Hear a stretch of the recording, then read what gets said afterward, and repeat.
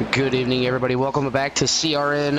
I am here with the Spooky Simulator iRacing League, also known as Ghost Cup Series, here at Dover Motor Speedway. A little short track, little miles of monster action, and self-cleaning racetrack as well. But nonetheless, still a lot to go through, no matter what we do. But with that being said, we do have a special guest in the broadcast booth. That's going to be Jackson. Jackson, how you doing? I'm doing great, Daniel. Or Dylan, how are you doing? I already messed up my name. My name is not Daniel, but we got you all figured out here tonight.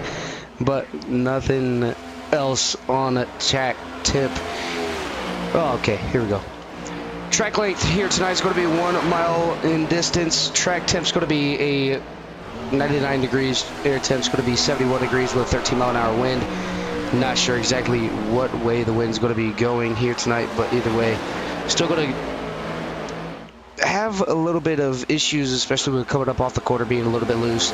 Obviously, everybody not using the actual iRacing setups are going to be using the Team Watson Racing setup, so a little bit of a custom fixed feel to it here tonight. No iRacing fix is going to feel a little bit more different. You're going to burn off these tires because we're not on asphalt anymore. We're on concrete. Those play two different roles here tonight. What are some key components here tonight, Jackson, that you're going to be looking for these drivers to maintain? Is it going to be coming up off the quarters with precision, or is it going to be worrying about your fuel, tire wear, or is it going to be worrying about trying to make passes when the races get ready to come to an end? I believe that if I was a driver out here driving on this track, I would definitely have to worry about coming off of those corners and into those corners as well. Very tough track. Also got to worry about our fuel and tires. Those tires are gone within 30 laps. Like, they're worn out and very difficult to run with. Yeah, I don't really like Dover, just because it is a tire cutting type of track. But once you get it down, you pretty much got it all the way through. Looking on board with the number 23 of Trey Whitehead, and what better way, obviously, Trey being one of the more dominant players out here. We're going to go ahead and ride on board with Trey for his qualifying lap, and possibly see if we can't bring him on into the broadcast to kind of give us a little bit of an insight on how he would want to run this race. Obviously, fifth gear setups instead of the natural 4. So fifth gear all the way on around is Brock and Trey go top of the boards with Brock over top, but Austin Wheeler finally breaks into the 22s. And now all the heavy hitters starting to come on out here and get their laps in.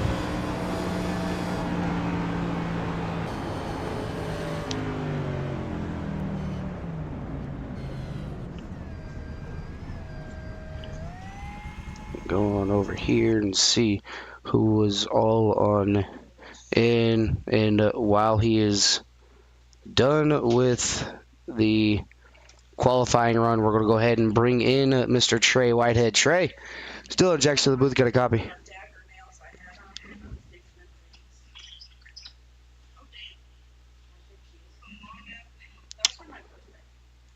I believe Trey's not there as of yet, so we're going to go ahead and put him on back down. Wait till he gets some time, and then we'll try to bring him on back in. But while it's going, it looks like Austin Wheeler's still the pole sitter here tonight with a 22.682. And then you got Lilith Peters just 0.03 behind Austin Wheeler in P number 2.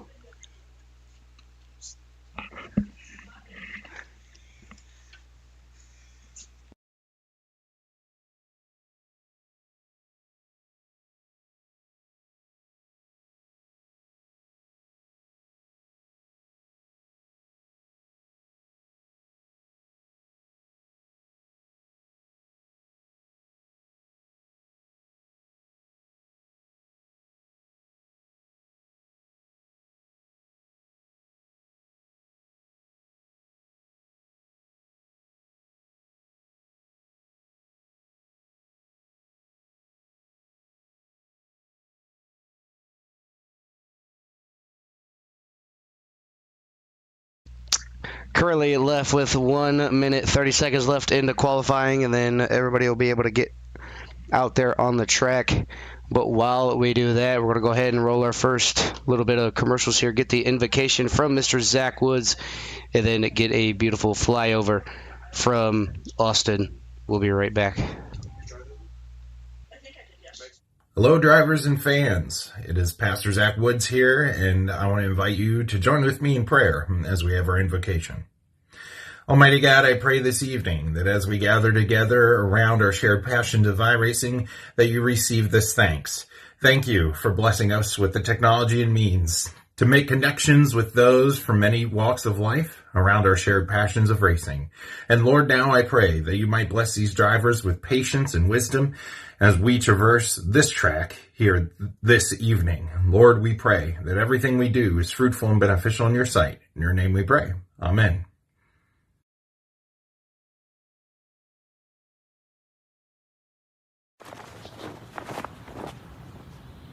Oh, say, can you see by the dawn's early light what so proudly we hailed at the twilight's last gleaming, whose broad stripes and bright stars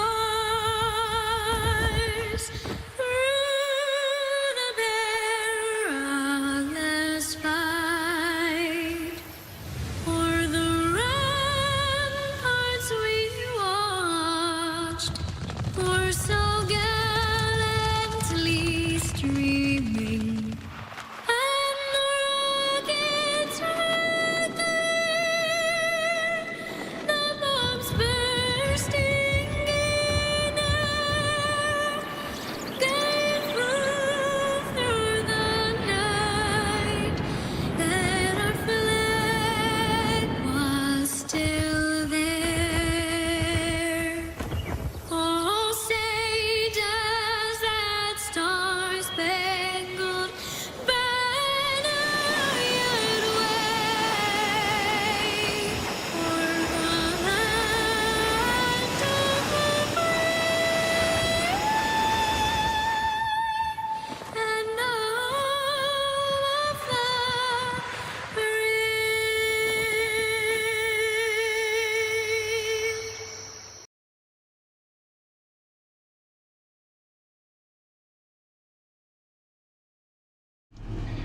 Welcome back here. Had a little bit of an invocation from Mr. Zach Woods, then did the flyover as well. But we have one more thing, and that's going to be before we get going, is Wes's mom, who's out there on the field, did a little bit of a start your engines for everybody out there. So I'm going to go ahead and play that really quick while everybody's getting zoomed on through. Try and find Wes here, and then we'll start going down tonight's running order. I don't think Wes Fuller's here. No, he's not. So we'll go ahead and play that. We'll be right back. Drivers, start your engines. All right, there we have it. Getting ready to go on green. Going to go ahead and bring up the starting order for tonight's race. First is going to be Austin Wheeler. Second will be Lilith Peters. Third is going to be Jonathan Carter. Fourth will be Isaiah Sutherland. Running out your top five is going to be Jonathan Cogswell. Sixth is going to be Ryan Gomes. Seventh, TJ Hadley. Eighth is going to be Patrick McQuaid. Ninth, Christian Ruse. 10th, Chris Wheeler. 11th, Brock Whitehead. 12th will be Jordan Polly. 13th is going to be Trey Whitehead. 14th, Robert Gillard. 15th, Dylan Ellis. 16th is going to be Ryan Phillips. 17th, Christopher Cash. 18th, Chris Hupka. 19th, Johnny Williams.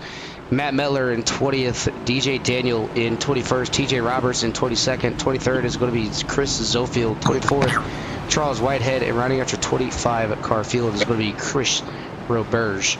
The lone Canadian in the field is he's going to try to come up through the field and see what he can do. But pace car going to go down into pit lane. Also, we're going to bring these drivers to the green flag. for the first time here tonight at Dover International Speedway. Gotta wait for the Geico restart zone, and we are back underway. For the first time, the race EPI number 38 in P number 3 going down to the inside. Going to follow Austin all the way around the racetrack. Still going to be side by side for the top 2 rows. Lilith not going to go down without a fight. A little bit of looseness coming up off turn number 2.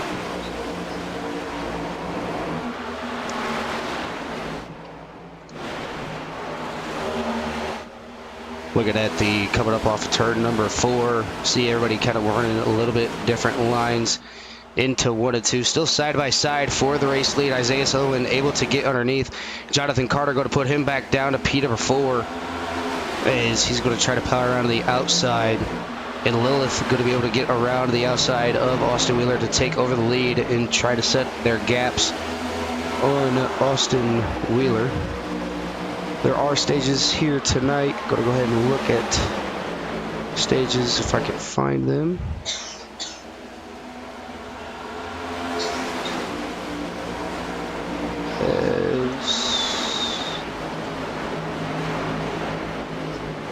Not seeing.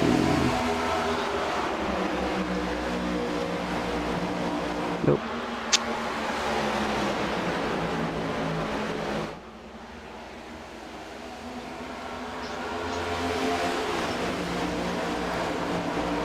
Dover is going to be 260 laps, 65% fuel, 5 tire sets, 1 green, or 5 green, white checkers, 1 fashion pair. Stage number 1 is going to be ended on lap number 65. Stage 2 will be 130 lap, and then a 130 lap dash to the finish for tonight's race. So far, so good for a lot of these drivers. Just trying to find their way in through everything that they need to do. Get you guys a little bit of a track map up there so you guys can see just what we're seeing up here in the broadcast booth. If you guys haven't already, make sure you guys like, share, subscribe to CRN. It helps us out with the algorithm, helping us get up to 1,000 subscribers. As Johnny Williams had a little bit of an incident, we're going to go ahead and go back and look and see what happened to the 00 machine. Is coming up off the corner in the Goodrich 00. Bucky's a little bit too sideways. Yard sale, $5 for the autograph if you want it. Looking back there. So if you guys want an autograph from Mr. Johnny Williams, go ahead and get it while it's hot. Patrick McQuaid, a Mr. Consistent muffler man, looking back here in P number 6. Try to be the most consistent driver that he can be. Is, you know, obviously another top 10 wouldn't hurt his day one bit. As a top 6 are single file. Chris Wheeler battling Ryan Gomes. Wheeler down on the inside, Gomes on the outside, and obviously you don't want to be caught in the crosshairs of a bigger battle on the track, as the 57 of Jordan Polly almost got into the number 55 coming up off the corner, able to keep it down there. As TJ Hadley making a move on Ryan Gomes. Is Ryan Gomes using up the tires a little bit too early, running the outside of the track.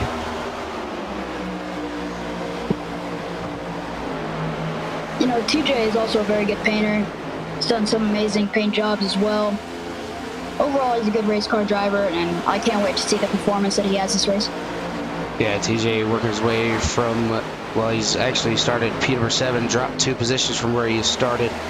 So try to look towards the other way. Brock Whitehead still sitting at P at number 11, right where he started. Trey's up 1 position. The biggest mover of the race, though, as of right now, is going to be DJ Daniel, up 6 positions in the number 96 machine. Now looking to the outside of Ryan Gomes. Gomes now down to the inside. DJ Daniel up on the outside. You can just tell just how much looseness they are battling coming up off the corners, as they're getting ready to meet Miles the Monster coming up in and off of the corners.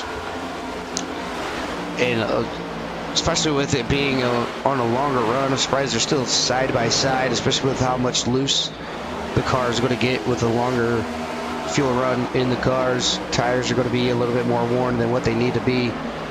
that's going to be a little bit more detrimental and a little bit more strategic, so to say, if they wanted to not get into it, right? Because, I mean, obviously, if you're up on the outside, you're going to be a little bit more loose than what you would be down on the inside. Now, instead of worrying about, ruining your own race, you're going to worry about getting into somebody else and potentially ruining theirs.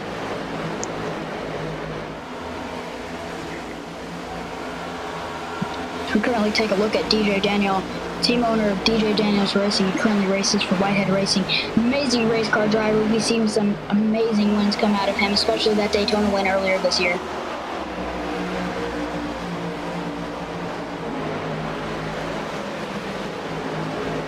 Yeah, DJ out there, obviously team owner, running as well, so owner driver out there running, had a pretty good start to the season, winning Daytona, and just kind of fell off just a little bit. What said in his interview, wanted to be more consistent. I've been talking to him here and there, and DJ Daniel working his way around Christopher Cash, and now trying to set his sights on a Christian Ruse, is side by side, the 69 and the 96.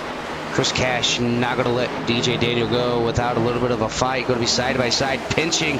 DJ Daniel up into the wall. First caution is going to come out.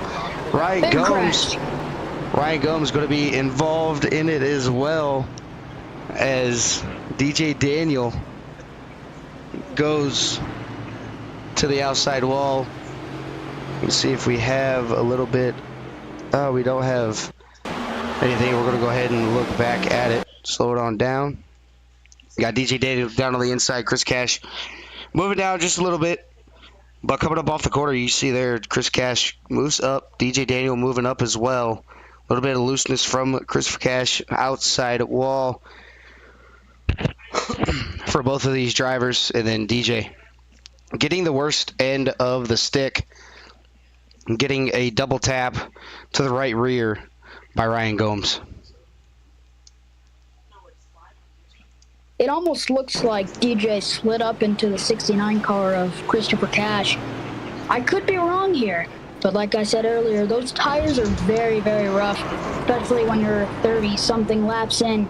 Very difficult to control the car, but overall.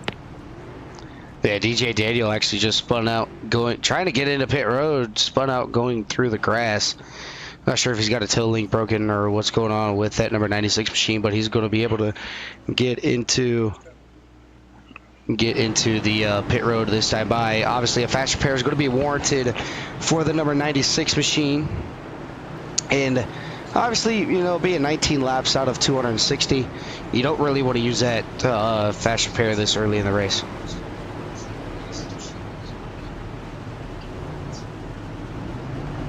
So in and out for DJ Daniel, no tires, no nothing. He's going to go ahead and use that fast repair, come right back on out, and expect for DJ to start driving a little bit more differently now. He's going to be more ginger than he is going to be more aggressive. Obviously one fast repair, and that fast repair is already out of your back pocket.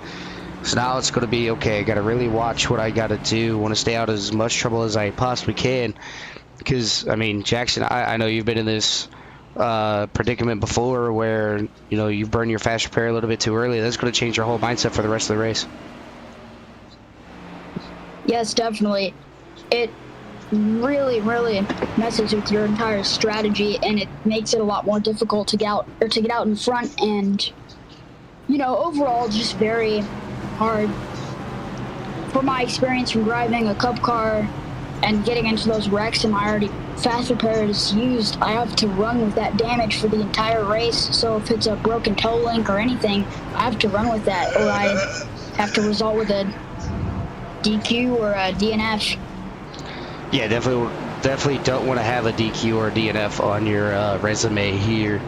I don't think anybody's had any DQs as of yet, but we've had a few DNFs throughout the season. Obviously, people not able to finish the race due to a blown motor or too much damage or excessive damage.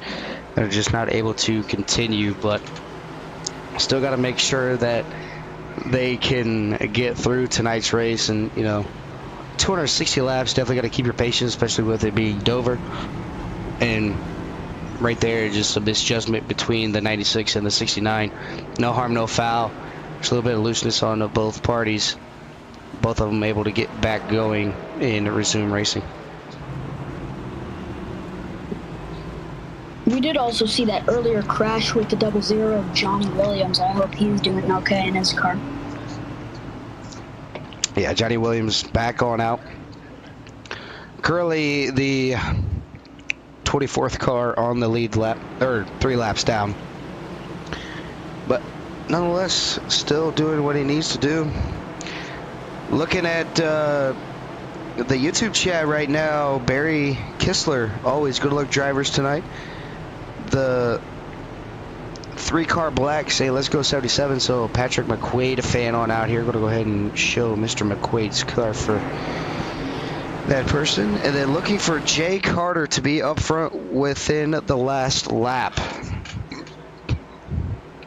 Jonathan Carter in the number 38, my personal car, remnants of my uncle's actual in real life car, has got Jonathan Carter the paint file, and he's going to start racing it. But pace car going to go down into pit lane this time by driver's going to come around turn number 3 and 4. Barney's got the green flag in his hand. Going to hit the Geico restart zone. Lilith Peters and Austin Wheeler are going to lead these drivers back to the green flag. As Lilith gets a little bit ahead of Austin, she elected to take the outside. Green flag is going to be out here at Dover, going down into turn number 1 and 2. So going to be side by side. But Lilith going to be able to get clear of Austin. She's going to move from the top down to the inside. It is just pretty much top 8 going to be single file. Then it's all going to be double file all the way through the rest of the field. As looking at it now, everybody's more single file now than what we thought would have happened after the first lap. And a lot of people smacking the wall coming up off of the corner, but nonetheless still able to make it work. As looking back here with Chris Cash, looking like about 3 wide behind him. Looking like with Matt Metler in the number 45, the 77, Patrick McQuaid, and Chris Wheeler in the number 71, who just got to the wall just a little bit. Dylan Ellis in the Onyx number 99, trying to make his way up towards the front, more of a road racer than he is a oval racer, but still making his way back to where he needs to be. Biggest movers going to be Jordan Polly and Ryan Phillips, both up 10 positions from where they started. Looking to make it 11 once he passes Brock Whitehead, which is running the way outside lane instead of going down towards the inside. Is Lilith opening up another little bit of a gap between Jordan Polly and Trey Whitehead.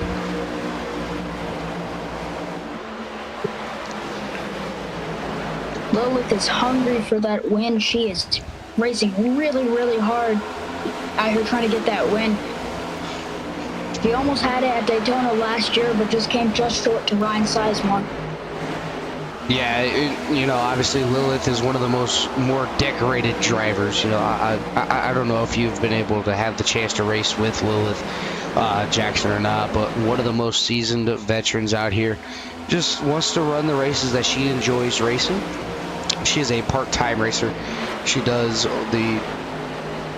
what she needs to do and finds her way to the top seed whenever she does get into the car. So I've ran with Lilith. I've always had a pleasure riding with Lilith. She's ran me clean. I've ran her clean other than last year at Kansas where I got a little bit over my head, but nonetheless, still a good race all the way in and through. As this pack already separated into 2 little bit of groups.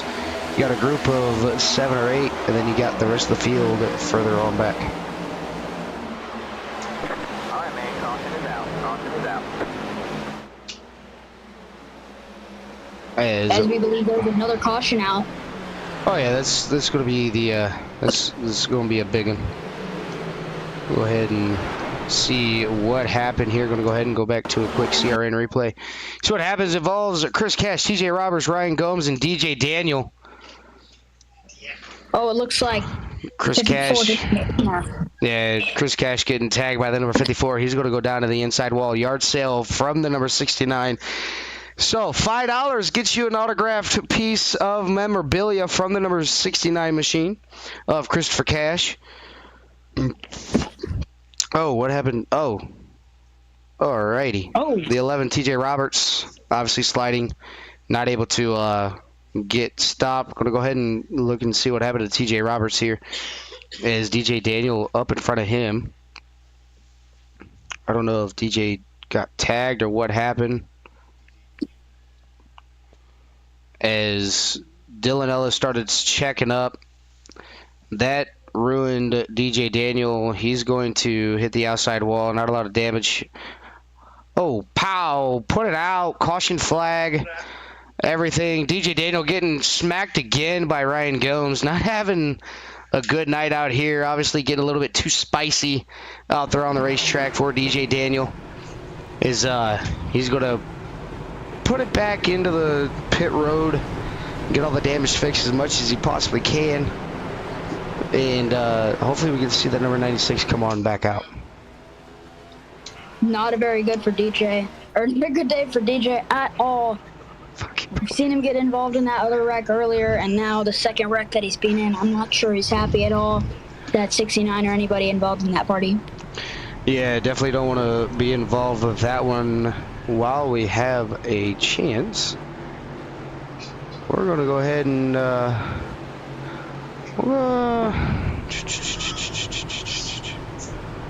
make one of these drivers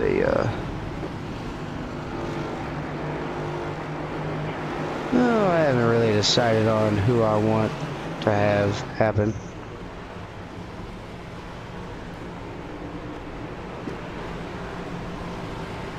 As everybody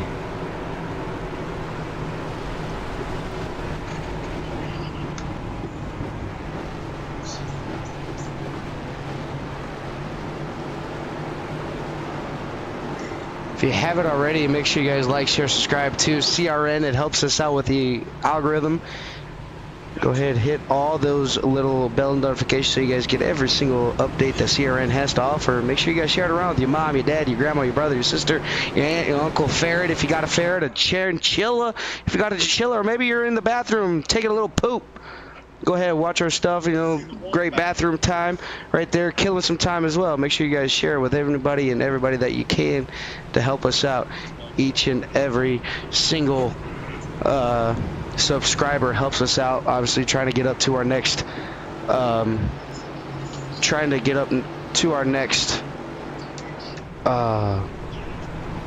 goal of 1,000 subscribers. Almost there. We're at 945, I do believe. So 2 years of doing a little bit of a broadcast stuff going on and still trying to make it all the way up there. So make sure you guys like, share, subscribe, hit all bell notifications. And if you guys have any questions or want your league showcased on the iRacing platform, make sure you guys follow us on Facebook as well at Core Racing Network -CRN. Send us a message. One of us, myself, Jimmy Covert, or Carl Handler will be gladly get back with you and get you all set up with a broadcast for your league. That was a lot of rambling going off in about 2 minutes, but we ended up getting it done. As Lilith Peters going to be the outside car, going to take the green flag from Jordan Polley. Jordan Polley earlier, you could say, with the broadcast, had a good race of his own. He's going to try to look to make it back up to the front. Looking down here, Brandon Kelly, are you doing the Xfinity when it starts? The Xfinity, the trucks, and the Cup are all going to come to CRN. I believe Jimmy Covert is going to take over the Xfinity series. I'm going to take over the truck series, and I'll do the Cup series as well. To the Geico restart zone, Lilith Peters off to the races. Trey Whitehead getting a little bit of wheel spin up there, able to keep it straight though. The 38 getting a little bit of wheel spin as well. And Warren Tires playing dividends out here tonight as top 6. Single file on back out. It's Jonathan Carter, the number 38 machine, able to get around Ryan Phillips there momentarily side by side towards the back of the pack. TJ Hanley has a nice little battle going on behind him as everybody getting in rhythm. The muffler man, Patrick McQuaid, to the outside, making that pass work. Now he's going to chase down one of his teammates, Christian Ruse, to get up towards the front.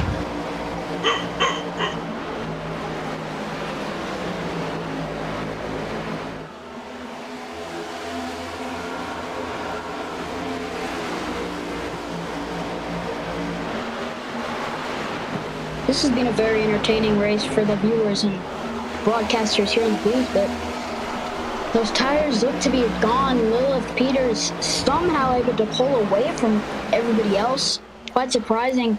Like I said earlier, Lilith is a very good race car driver. She knows what she's doing, and just overall a great person. Yeah, so kind of what helps me with, obviously learning the next gen, the Xfinity car, and the truck. I run for an open setup shop called TeamConti.gg, so I do the truck subs, and the help that you get from the ambassadors over there, and then the help that you get from the builders of Dustin Hall and Adam Benefield really help you save tire conservatively. And Dover's one of those tracks where you kind of want to save tire at the beginning part of the race, and then as the race goes on, you can start opening up the throttle just a little bit more, getting more of a run on your opponents. And then, as you can see, Lilith, she's been saving her tires, and she's maintaining that 2.2 second of a gap. And then, obviously, you got the drivers that aren't saving the tires, that just kind of are out here just to run. You'll start to see them start to fall down towards the back as Jordan Polley really up high, try to make that car stick as Austin Wheeler gets down to the inside. He's going to get a little bit loose coming off turn number 2. It's like Trey Whitehead almost making the pass. Austin Wheeler clear of him now. This is very entertaining to watch up here in the booth, and I'm pretty sure the spectators and the viewers just in general are having a great time watching this. Jordan Polley sending it very up high, coming back down low. Maybe that's a strategy here at Dover.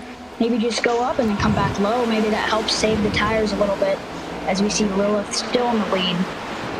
Yeah, Lilith's still in the lead. It kind of looks like Jordan's trying to do a little bit of an arc or a double apex type of thing, or diamonding the quarter, we should say, where he goes in super shallow, lets the car drift up, and then comes right back down on a corner exit to help him, obviously stay off the wall and do what he needs to do. That could be the case for that going on.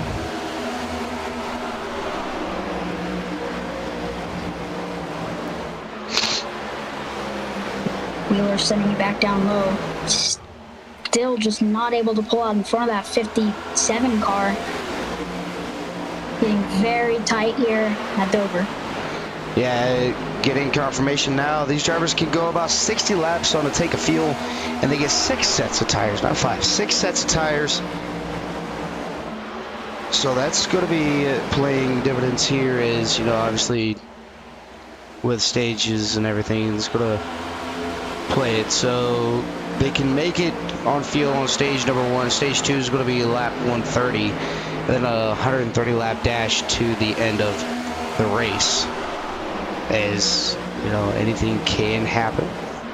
Is so far so good for everybody looking to make it happen. Trey Whitehead currently sitting in P number 4. Going to go ahead and go back through the field. Chris Hupka, the number 5 machine, try to make his way up towards the front, up 1 position from where he has started. Always has some sort of things going on. He's got an autism awareness on the back bumper of the number 5, Chris Hupka, RealtyLLC.com.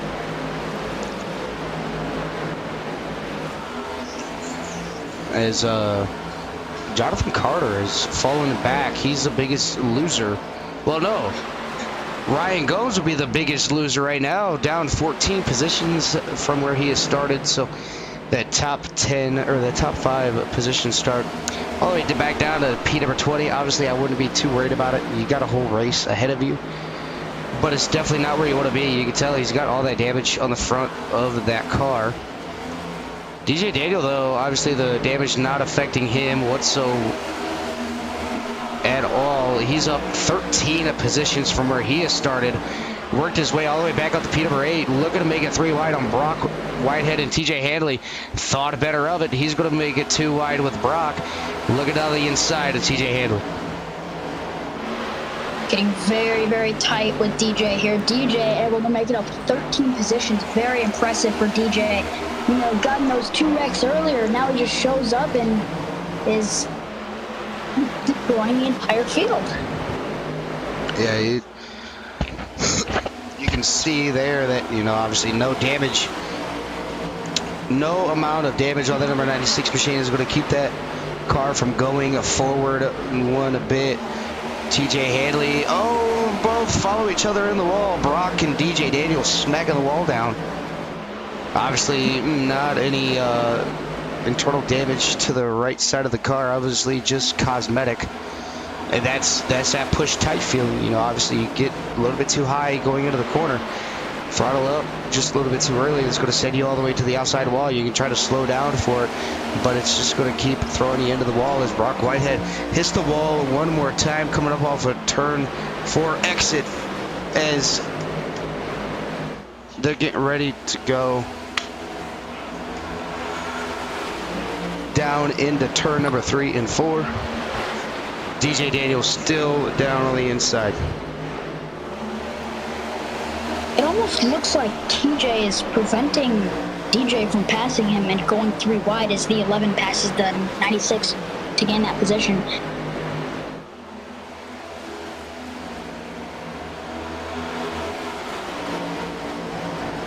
DJ shoots it up the outside, hoping to pass somebody for that position gain. Oh, and they collide! The 31 is sideways. DJ is also sideways. Big accident on out of turn number 4 and now into the front stretch.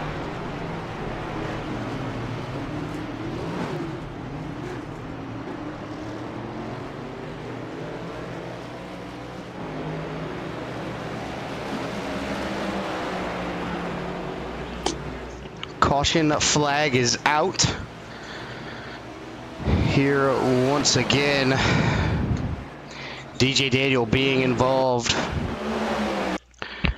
Already 3 wide with the brothers. DJ Daniel backing it on down. I think maybe he got a little bit loose whenever he got on the brakes a little bit, but no, it's actually going to happen in front of him. Chris Wheeler, Brock checks up. DJ Daniel nowhere to go, gets tagged by the 54 and the number 24, and then gets tagged by the number 50 of Ryan Phillips. DJ Daniel hard down to the inside wall. Brock getting spun on around. Now where's the 55? There's been a coincidence here with the number 55 and the 96. DJ Daniel able to survive this one.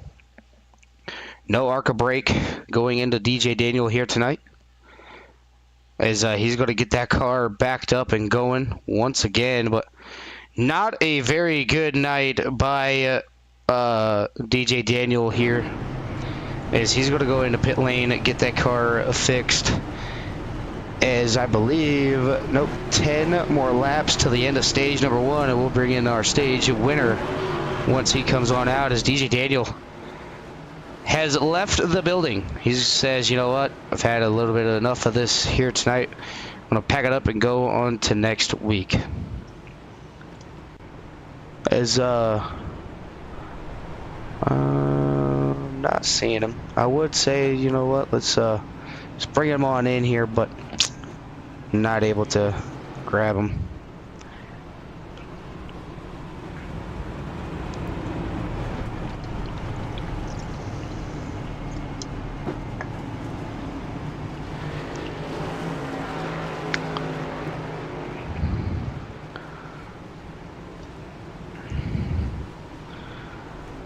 Probably not the night that he wanted to see, but talking with the number 96 as of right now, obviously not having, like I said, the night that you wanted to see, DJ, but kind of walk me through on how eventful it was for the first 56 laps.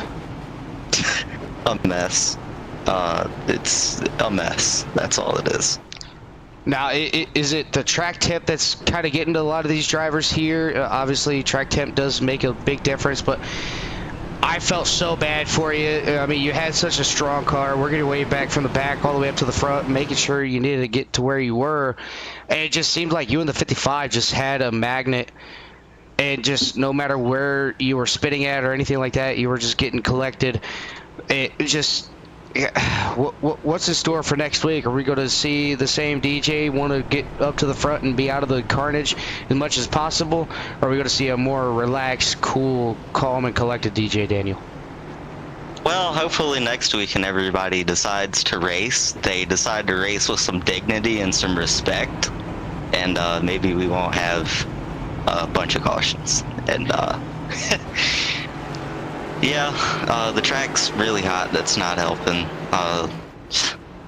The setup's a little tight. It's a combination of things. It'll probably be a mess the rest of the way.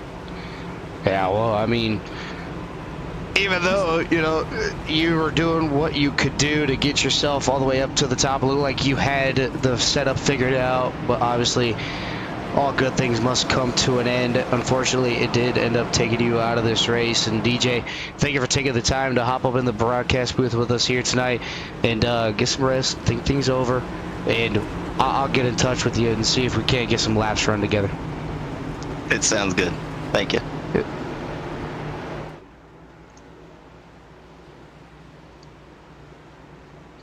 All right, that's going to be our first DNF of the night of DJ Daniel. Obviously not a happy camper with the way that the race ended in his favor.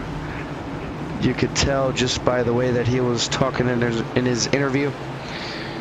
And, you know, man, hate to see it for a driver that has so much talent. As Lilith Peters still out front. It's going to be a 5-lap dash, or excuse me, a 6-7 lap dash to the end of stage number 1, side by side. Here they go. Lilith getting a nice little restart. Not going to be able to get clear of Austin Wheeler just yet. Austin Wheeler down to the inside. Going to be side by side coming up off turn number 2. Can Lilith get clear? Yes, she is clear. Is Lilith back to the point here at Dover?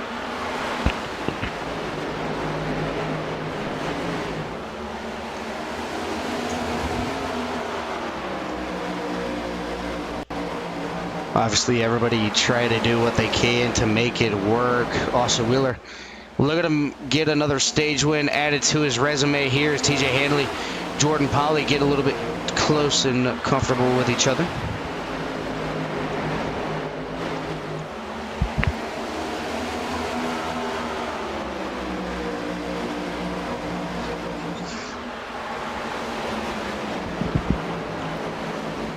But nonetheless, Lilith able to get out to a single car lead. As we're looking at the number 01 of Lilith Peters, Foxfire 01. Austin Wheeler trying to do what he can.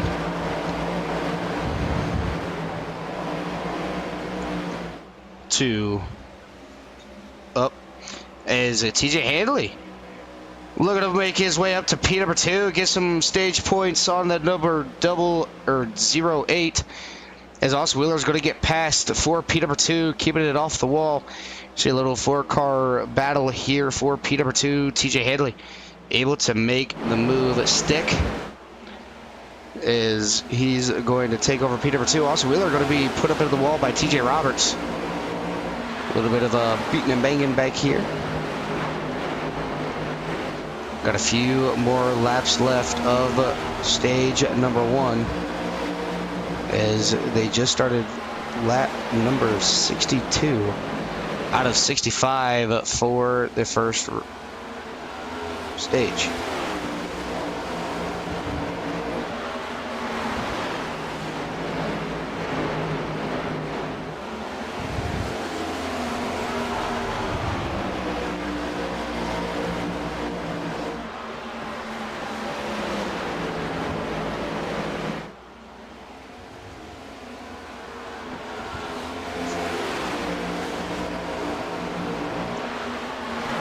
as it looks as of right now, nobody's going to be able to touch Lilith Peters here for stage at number 1, as she has opened up a almost 1 second lead. TJ Roberts with a strong late run trying to come up through the field.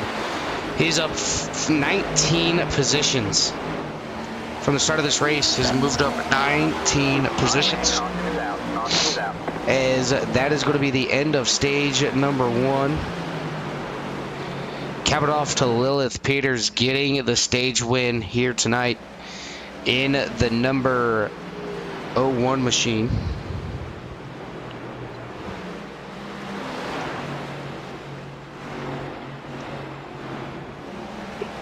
Hats off to Lilith. Like I'm going to keep repeating saying she's a good race car driver. She knows what she's doing, especially at this track. I'm definitely expecting her to go to victory lane tonight. Yeah, I wouldn't see her finishing any other way. It's definitely going to be a good race between her and Roberts and anybody else like that. But looking at it now, just got a message from you there, Jackson. So I want to say thank you for hopping in the broadcast booth with me for a little bit to help kill the time. And hopefully we'll be able to see you again next week for the full race. Thank you so much. Have a great rest of your night. Enjoy the race. All right, thanks, buddy. While that is going on, pit stops are going to be occurring here tonight. You can see all the damaged race cars. I'll give $1 to anybody who finishes with a 0X at the end of the race. So hopefully everybody so far finishes with the 0Xs. Chris Hupka stays out. He's going to lead that lap. His pit cycle. Last time he pit was on lap 54. So about a 10 lap difference between tires. First car on newer tires is going to be Chris Zofield. So that's definitely going to be something here fun to watch. As the top 3 on older tires, top 4 on fresh Goodyears. We're definitely going to see what these drivers can do. As Chris Zofield up 19 positions from where he has started.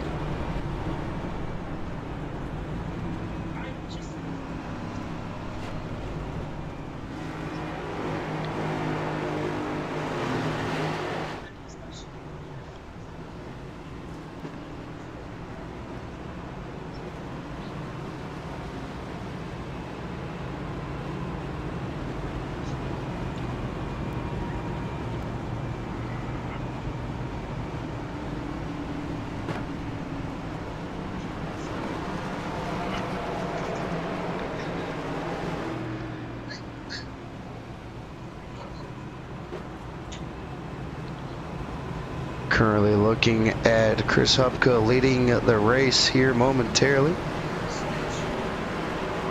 But he got Jonathan Carter in P number 2, Matt Metler in P number 3, Chris Zofield in 4th, Lilith Peters in 5th, TJ Hanley in 6th, also Wheeler 7th. 8th is going to be Jonathan Cogswell. 9th is going to be Jordan Polly. And running out your top 10 is going to be Charles Whitehead. How about that? Charles Whitehead all the way up 14 positions. Absolutely beautiful. A lot of big movers this race. And able to make it happen. A little bit of front end damage to the number 51, but nonetheless still making it worth his while.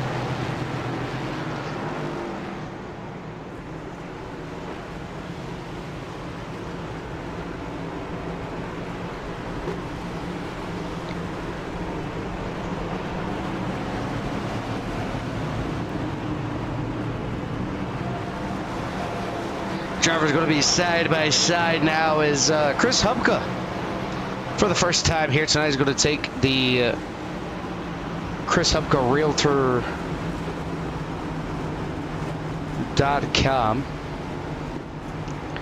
Number 5, Farmers Only, or Farmers Insurance. Number 5 machine to the drop of the green flag, but he's got Jonathan Carter to his outside. And then number 38, RaceCPI.com. Motor Chevy Camaro. So all Chevy Camaro, or all Chevy front row, Toyota and Ford, and then 3 Chevys, a Ford, 2 Toyotas, and another Chevy. And then more Toyotas for the top 10. But Chris Hupka coming off a turn number 3 and 4, the Geico restart zone. You can see it right there. Marty with the green flag. Hupka's got the green flag. There he goes off to the races. Jonathan Carter getting a good restart right behind Chris Hupka. Top 2 going to pull on away. Jonathan Carter using that outside to his advantage. He's going to take over P number 1. Going down to turn number 3, though. 3 wide, it looks like, for some of these drivers. Yeah, there they go. Side by side, all the way through the field. We'll go ahead and back here with Trey Whitehead. He's got a eye full of all of this. So we're going to right on board with Christian Roos. He's really got the good bird eye view of how these drivers are racing. He's got the Muffler Man right in front of him, along with Charles Whitehead, who's dropped 3 positions from where he started, or dropped 2 from that last restart.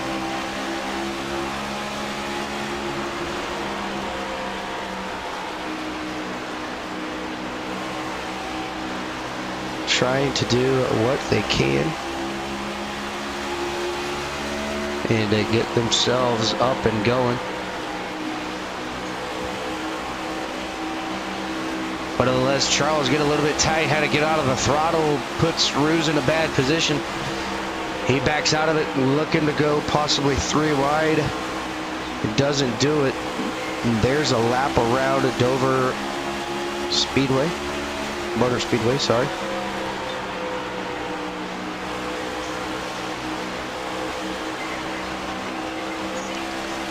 As Charles get a little bit tight, but Christian Roos able to get on around him. Chris Zofield battling with demons on his own. Started P number 3, or P number 4, fell all the way back to 11th. So the way all that happened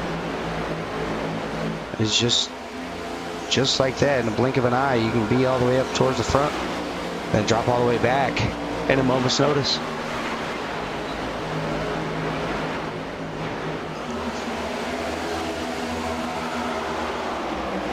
While these drivers are on a good green flag run, we're going to go ahead and turn the mics down, turn the volumes up on the race cars, and give you guys a little bit of love to hear it. We'll be right back.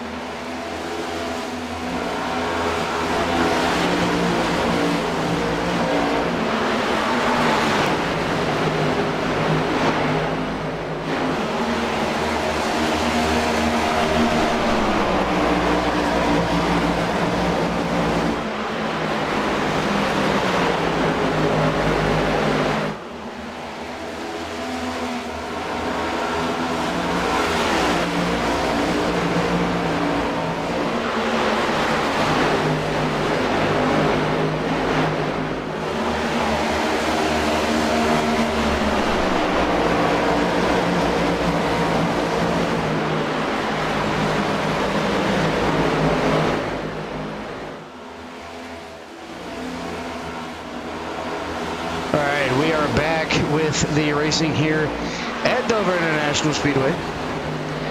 Everybody getting intrigued on the racing as Jonathan Carter dropped all the way down to P number 6. The effect of the newer tires are working their way up to the front. Patrick McQuaid making the pass on Jonathan Carter now. And then right behind him is going to be Brock Whitehead in that pink and black Safe for Work number 31 Toyota Camry. Side by side, Jonathan Carter going to go up into the wall. Brock Whitehead going to be able to take that position on away. Dover's one of those tracks where you kind of got to pinch, but you don't want to pinch too much to where, you know, you end up getting yourself spun out any way that can happen. Hope you guys are enjoying your Thursday night double stream here tonight. Obviously, I had one this morning at Kansas for last week's race. And then we have one here tonight for the Ghost iRacing Cup Series on iRacing. As so far been clean and green, a couple of cautions here and there, doing what they needed to do. Now it's a green flag running. We're currently starting at lap number 99 and looking at Lilith Peters with the race lead, has a 1.4 second gap over Jordan Polly.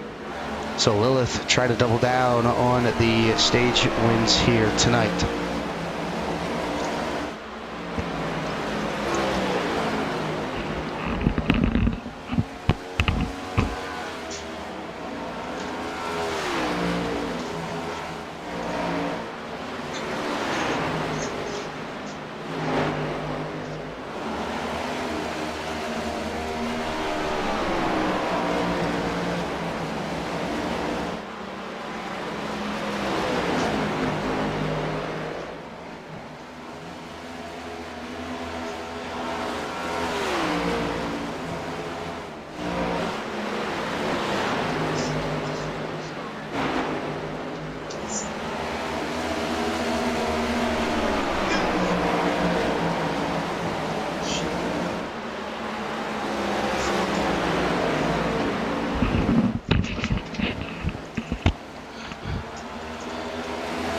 Everybody out there that wants to look and see, everybody out there who has their favorite driver, let me know in the comment section. I can pin on over to them.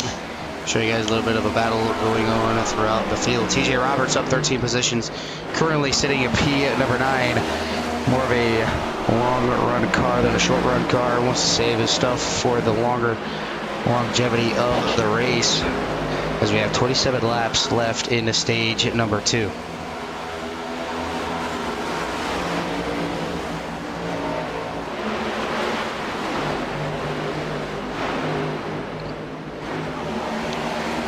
Whitehead going to be side by side with Christian Ruse.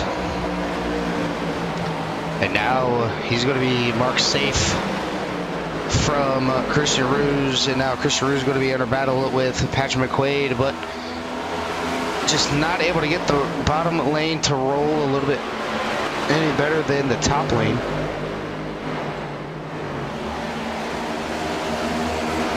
As hard of the outside wall goes number 31 and the 77.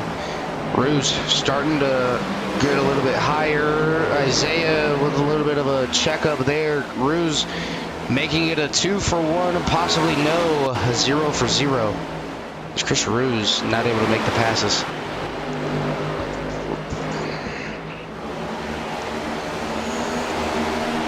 Brock, tap of the wall once again to try to find a way around the number 24. 24 is going to go ahead and let the 31 go on by.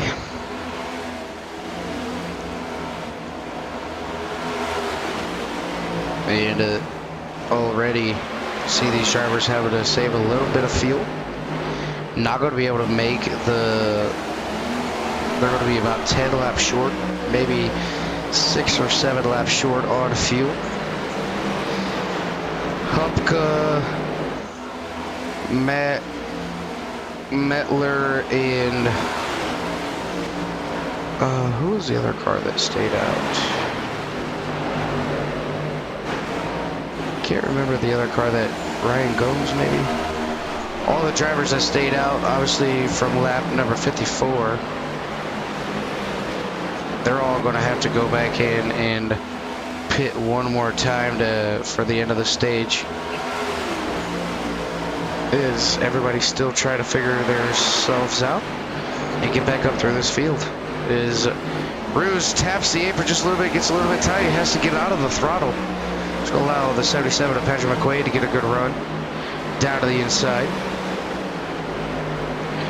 And since Ruse tapped the apron there, got him a little bit tight down on the inside, and he pushed up towards Brock Whitehead. And now Patrick McQuaid, a little bit of a tap, able to save it. The 38 is going to go around, and that's going to bring out another caution. Is not what you wanted to see. We're going to go ahead and get a little bit of a replay here, rewind this up just a little bit, and to see exactly what happened here in slow-mo. Is the 38 down to the inside, you can see it there. And I believe the 77 to the 31 may have had a little bit of a netcode issue. Yeah, you see there, Brock gets a little bit loose. Zofield's going to slide up the racetrack. Carter's down to the inside. Oh, the 2 just comes on down, smacks the 38. 38's going to go up towards the outside wall, locking it down almost immediately. Goes all the way back down, and this is what I'm talking about. The track is a self-cleaning racetrack. You're going to rear end the inside wall, up off of all 4 tires. Just hits the wall just one time. And then that is inevitably going to bring out that caution there. So take out the pit road strategy here tonight. And now they're going to go into pit lane, probably use a set of tires, obviously fill it up with fuel, and then get themselves back on out there for the rest of the stage.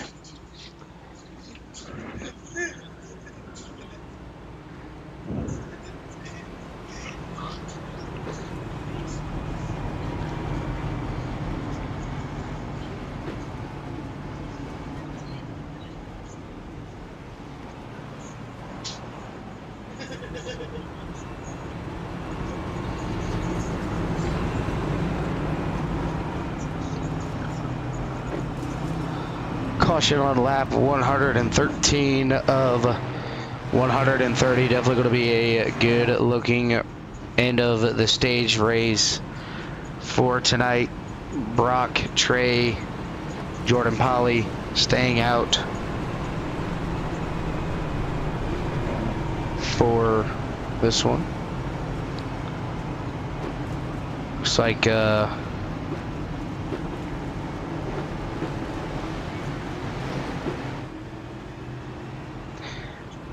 Jonathan Carter going back down into pit lane. Not sure what happened to the number 38 machine. I believe he already went down in.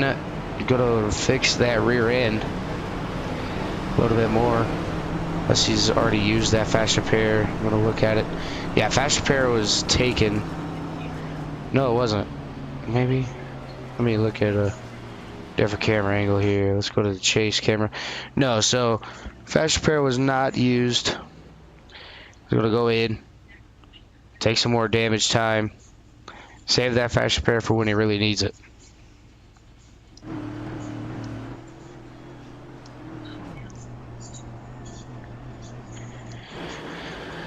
Trey Whitehead in the Sendit number 23. Replica of Denny Hamlin's number 11 FedEx machine.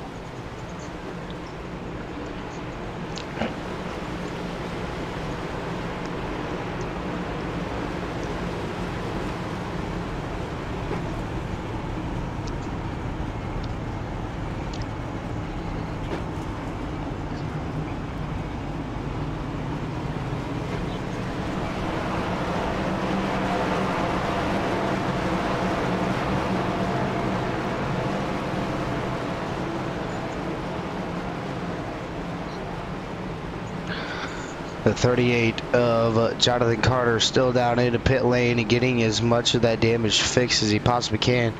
Car's going to be side by side going through the restart. We're going to ride on board with Trey Whitehead for a couple of laps on the inboard.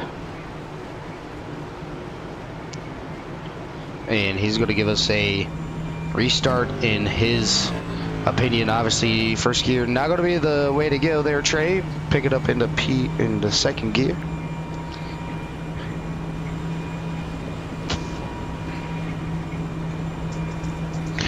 As now we get to see what Trey can do as the pace car down in the pit lane. Hitting the Geico restart zone right now, and we are underway. Trey Whitehead getting off to a great start. No wheel spin for the number 23 machine. Up through the gears.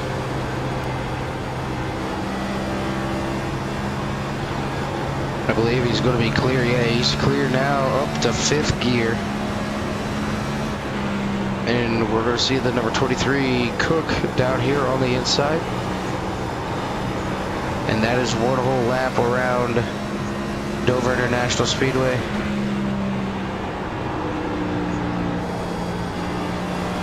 We'll do another couple laps here, then show you the rear deck camera to show you what exactly Trey's seeing in his rearview mirror. He's coming off turn number 4. As here comes Lilith Peters down to the inside. She's going to take away that inside lane from Trey Whitehead. He's going to slowly go all the way up to the top. He's going to lose 2 positions in one corner. Isaiah Sutherland in P number 4. Got a whole bunch of everybody sitting on behind him. There's Christian Ruse, next car behind Isaiah. Jordan Polly has Chris Hupka coming on up. Gets right up on the back bumper of the number 57 machine.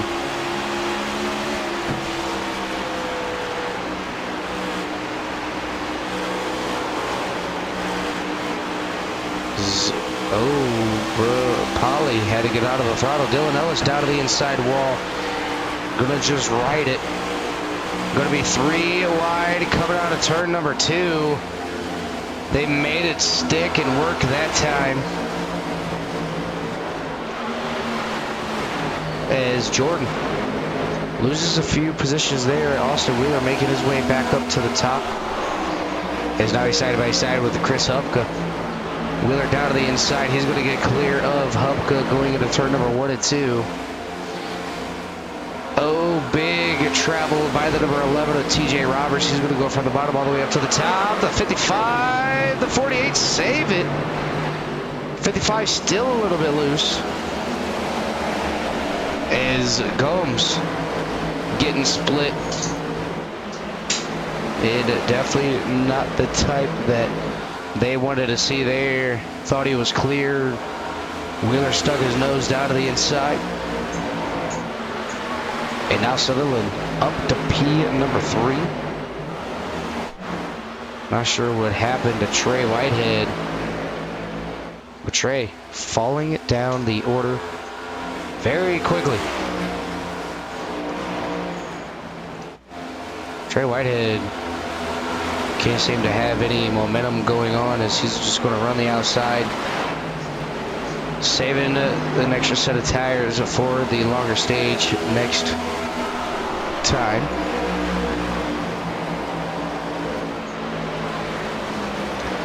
Is TJ Handley sitting a comfortable P number 2. Isaiah not really anywhere close to him. See the distance right there. Go ahead and look on the nose camera of the number 24 machine. He rolls the bottom a little bit better than TJ, getting right down to that apron. As everybody still kind of spread out. You can see it on the track map up there in the top right hand corner. Still spread out. Everybody finding their groove. You can tell who took tires, who did not take tires.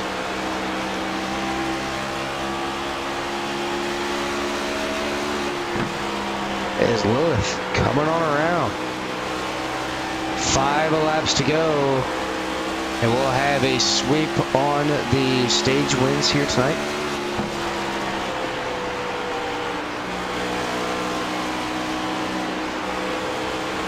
TJ Handley. One of the better races that he's had here momentarily. Currently sitting at P number 2. A little bit loose. You've seen how yawed out the car was there, but still making it work to his advantage, keeping Isaiah behind him. But Isaiah starting to close in the gap ever so slightly. Nice and slow.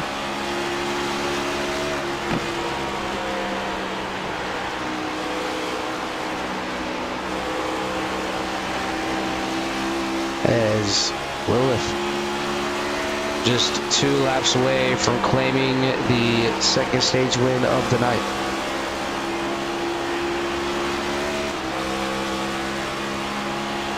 Isaiah started to shift.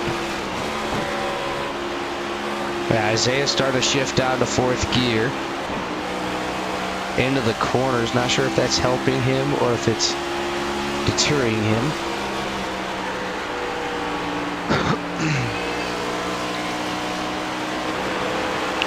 Because he's got no pressure from behind of Christian Roos.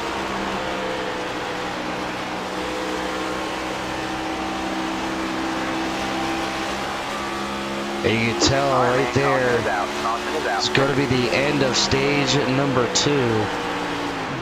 And Lilith Peters going to take the stage win.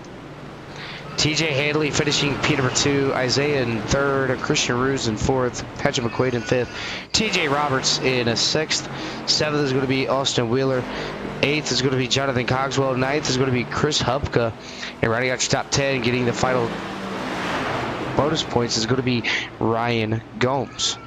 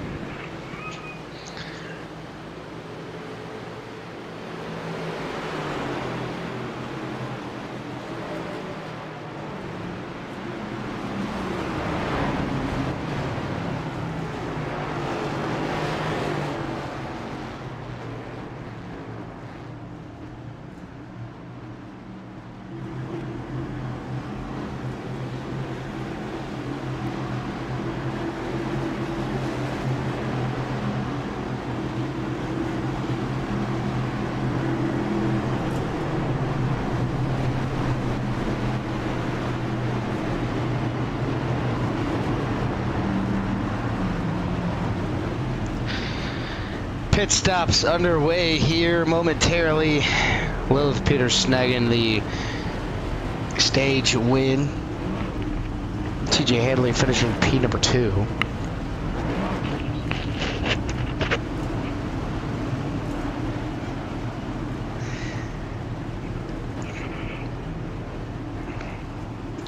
It was going to be TJ Roberts.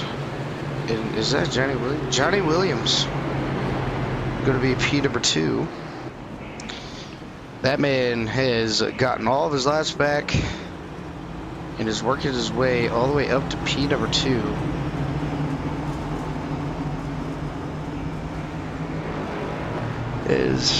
They're all going to go down into pit lane, so TJ Roberts getting credited for leading that lap.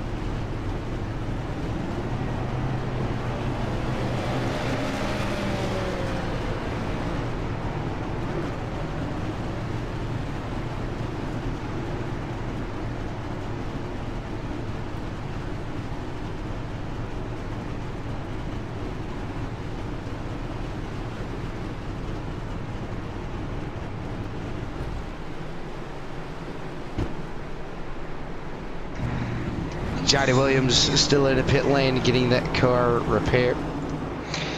But that's going to give Christopher Hubka the race lead here tonight. Is Charles Whitehead going to get the wave around?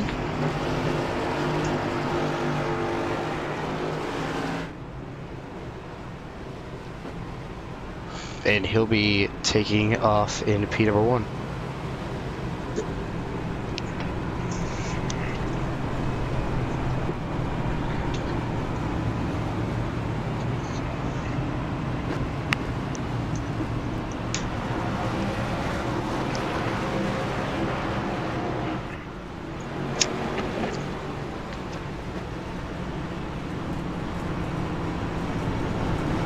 Hubka electing to take the outside lane this time.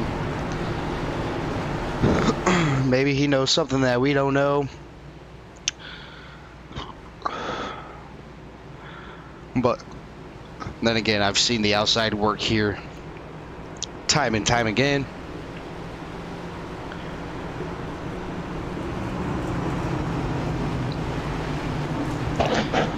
Brock Whitehead getting the race win last week at Kansas Motor Speedway. And now we got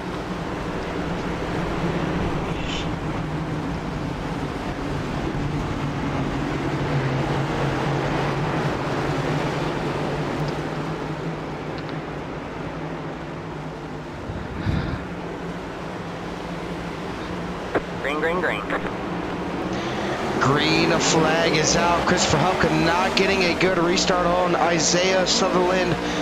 Going to be side by side going into turn number 1 and 2. Isaiah really going to power through. He's going to take the lead. Chris Hubka losing 2 positions, maybe 3 even more. That outside lane not really getting a good launch. Is Hubka loses all them positions on the fresh tires, just not able to make anything happen or work.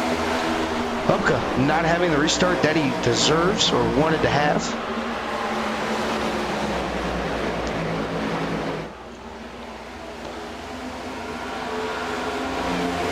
Hubka finally finding his way back up to P number 4. He is down 4 positions. He's up 14 actually. Sorry, you're looking at the wrong person. Austin Wheeler going to lose another position here to the number 57. He's going to move his way down to the inside of the 38, down into pit lane with some more difficulties to that number 38. Austin Wheeler down to the inside. Chris Hubka on the outside, not able to make it happen. Hubka, slight contact with the wall. Able to keep the forward momentum going.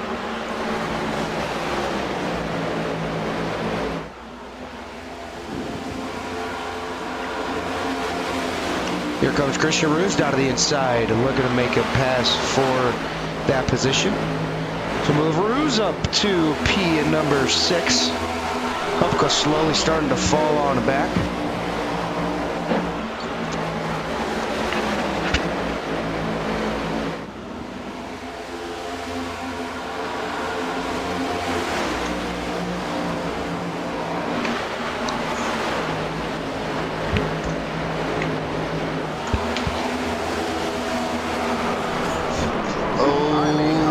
Trey Whitehead getting involved with Chris Hubka there. Going to bring out our next yellow flag.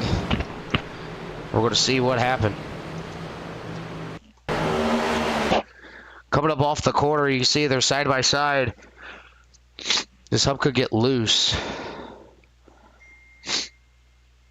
No, I don't think he gets loose. Yeah, he does. He gets a little bit loose. That's going to send Trey down into... Or Hubka's going to get into Trey. Trey's going to set us sideways. Locks him up immediately. Doesn't want to roll anywhere else. Oop.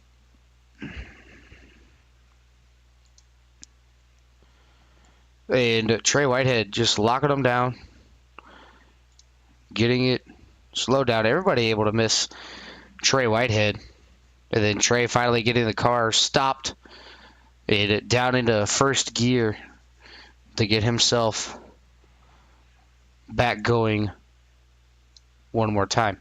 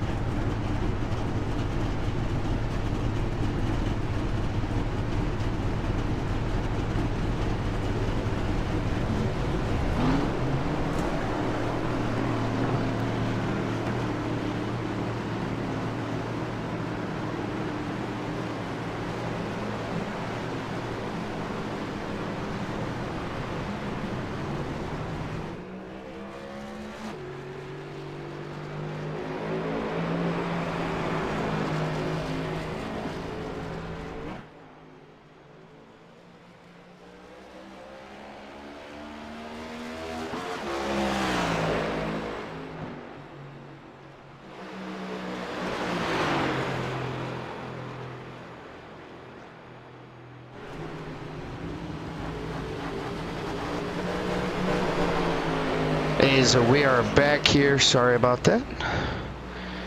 Isaiah Sutherland with the race lead here tonight in the number 24 Chevy Sutherland Used Cars. Followed by Lilith Peters in that 01. And then the Muffler Man, Mr. Consistency, Patrick McQuaid in P number 3. Such a beautiful car. I think the best car looks is going to be that man right there, the Muffler Man.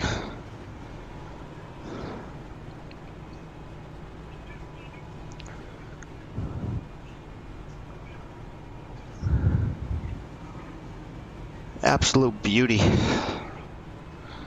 of a car. Isaiah taking the outside lane.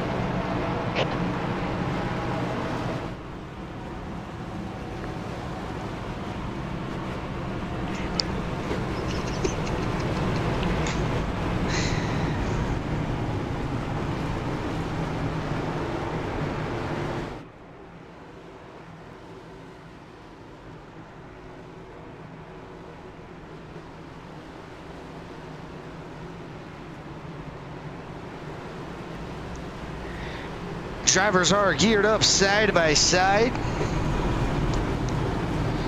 Going to see what these drivers can do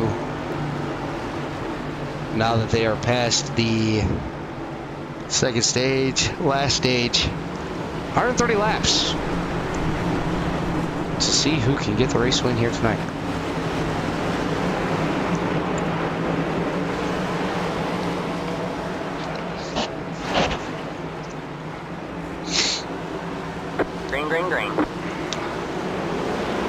Isaiah getting a really good launch on the field.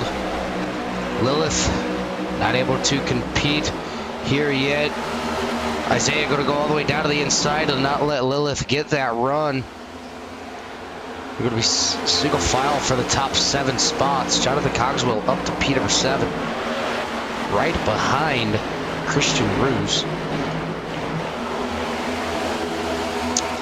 Jordan Polly's got it figured out on that outside. Running way up top and then cut it all the way back down, and it's proven to work for him. A little bit of looseness coming out of that number 57 machine. TJ Hadley back here, stage 2 finisher in P number 2. Currently sitting at P number 11. But, you know, it's not over till it's over. Trey Whitehead looking down the inside, not able to get there. As now they're working on the number 54 of Robert Gillard. Trey all the way down to the inside. He wants that spot. He's going to take it. TJ Hadley gives him all the room. But the run's going to run out. TJ up into the wall. Still side by side with Trey Whitehead. Chevy on Toyota. TJ with the run. Dylan Ellis right in front. He's going to slide up the track.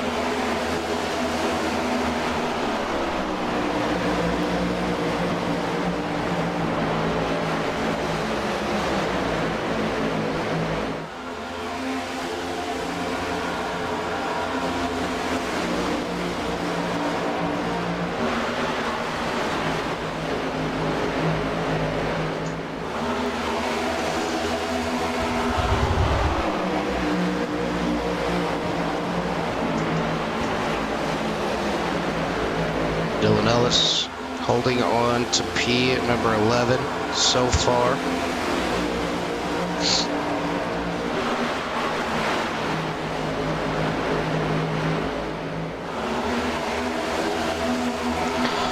Dylan getting in the wall, coming off turn number 4. That's going to allow TJ Hadley to get a good run down to the inside. He's just going to give it on up.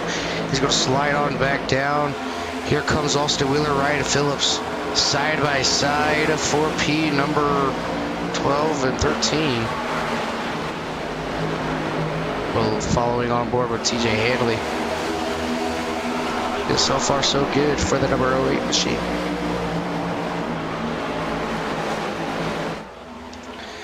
The Muffler Man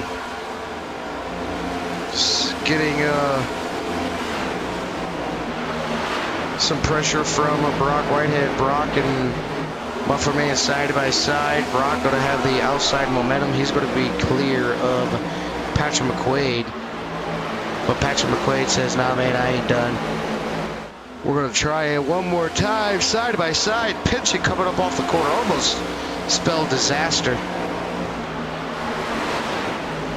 A lot of these drivers use their cameras. Going to have to get that figured out here for next week.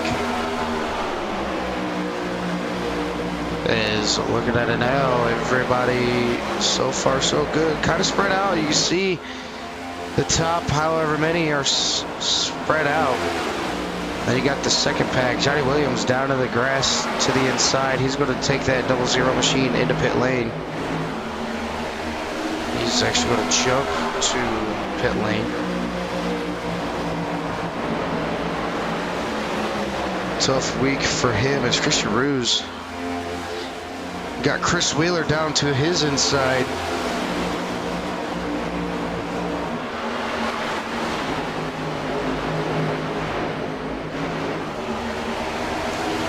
Trey Whitehead get a little bit of that apron there. That's one thing about this apron.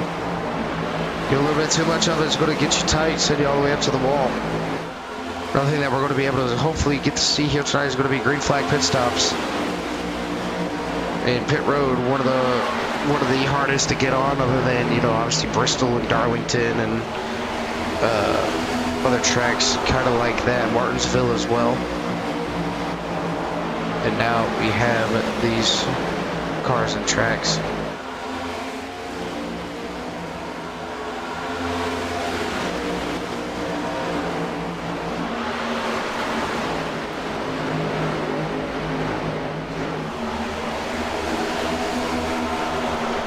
Chris Ruse get a little bit loose down on that inside.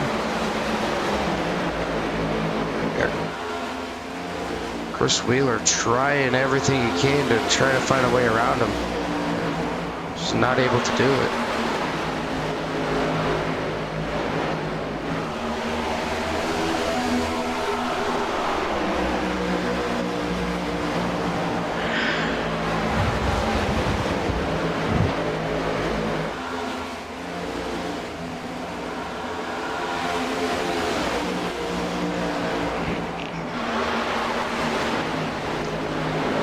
Chris Wheeler still sitting behind Christian Ruse, but he's got Jonathan Cogswell trying to make his way up to the front.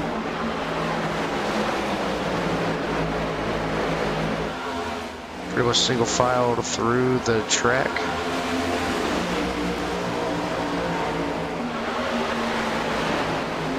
No big battles going on throughout the field.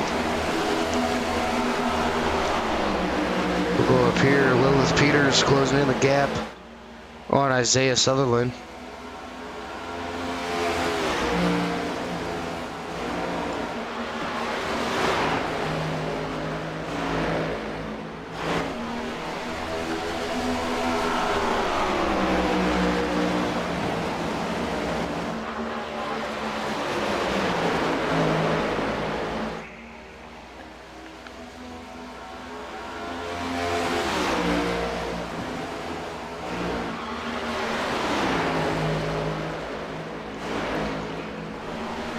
Lilith losing a little bit of time, but nothing too drastic as of right now.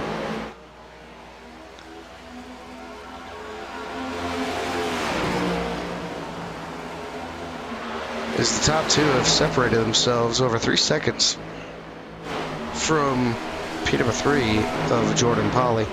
Muffler Man getting around a Trey Whitehead. Brock falling on the back just a little bit. Christian Ruse will be the next in line for him.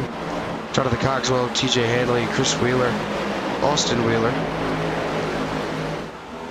Ryan Phillips, Robert Gillard, Ryan Gomes, TJ Roberts, Chris Hupka, Dylan Ellis, Chris Zofield. Charles Whitehead is going to be the first or second driver one lap down. Caution is out. As we have a caution on the speedway, it's going to be Brock Whitehead. gonna go ahead and go back and look at this quick CRN replay. See what happened to the number 31 machine of Brock. Sideways. You can tell, loose, loose, loose. Doesn't want to overcorrect it. Self-cleaning racetrack. Keeps the wheel turned right. Locks them down immediately. A little bit of rolling, a little bit of rolling. Still has them locked down. Well, the fronts are locked. There we go. All locked. And he's going to slide the number 31 machine to a dead stop. Nobody else is going to get involved on that, so just a little bit of a self spin. Nothing too major. Jonathan Carter, the number 38 machine, a couple laps down. Johnny Williams.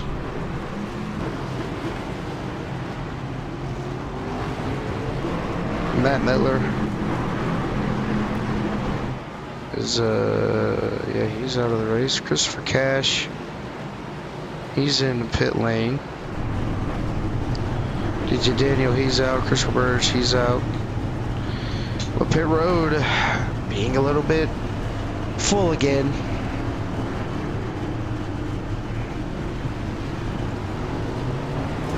Is just under 100 more laps to go.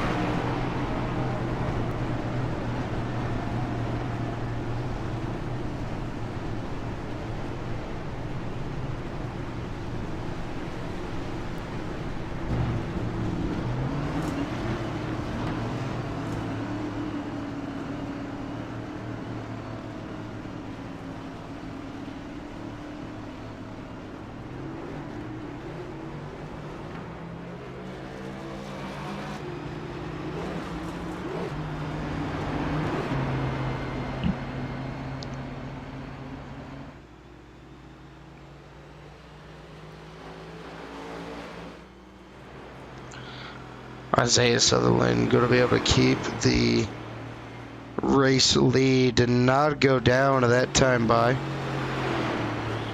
Start of the fresh tires is going to be DJ Handley on lap 167.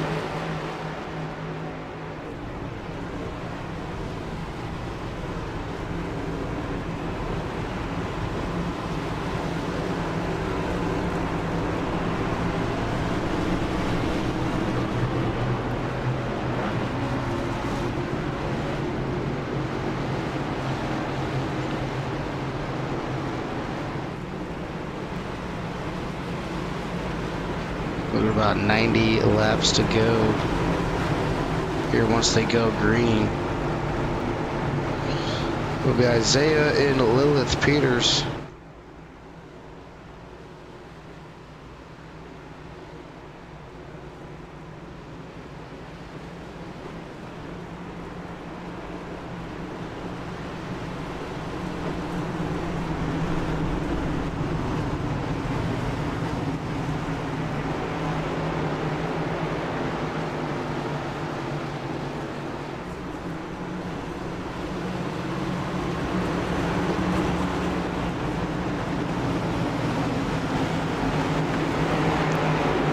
Isaiah to the outside, Lilith down to the inside.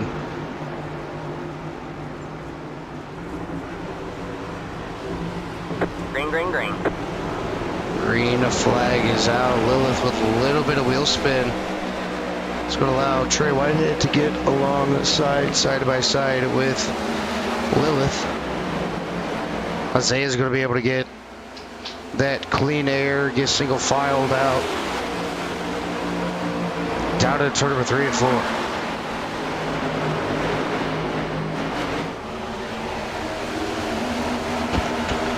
TJ Handley going to be side by side with Chris Hupka. Two racers having good days here tonight as Brock Whitehead going down into pit lane. Might be serving a drive-through.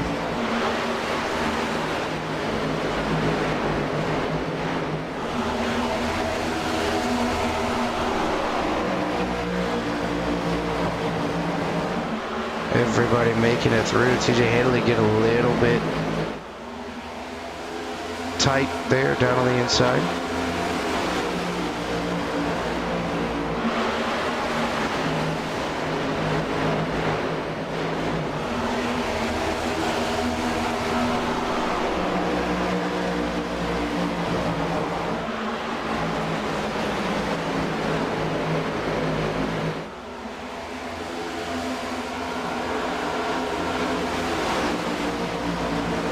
Still side by side back there. Also Chris Wheeler. Chris Wheeler with a beautiful up and over maneuver. Going to be in the wall though. TJ might have got collected. All right, man. Caution flag is going to be out. TJ Handley and Chris Wheeler. Going to go ahead and go on back here and rewind this just a little bit. Just with this move that was placed. Oh, hit the wrong button, sorry. Alright, so looking at it now, Wheeler's going to get the run. He's going to slide up the racetrack. He's going to get past the 08. And right here, he should realize, nah, I'm not going to be able to make the corner. He's going to tag the wall. So he ends up tagging the wall, going up back down into TJ Handley.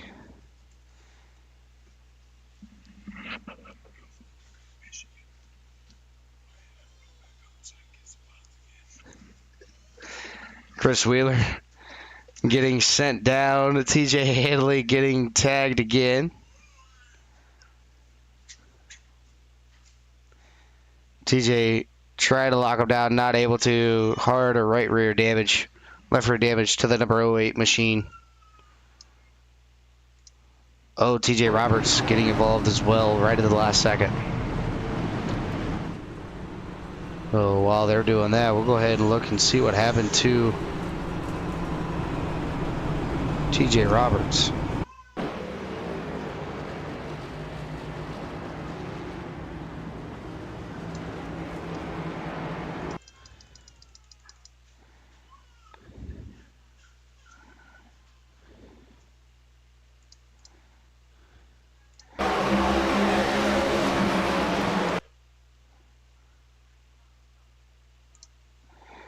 Looking at it here, going to be full speed. Oh man, double tapped on both of them. I think he had a broken toe link.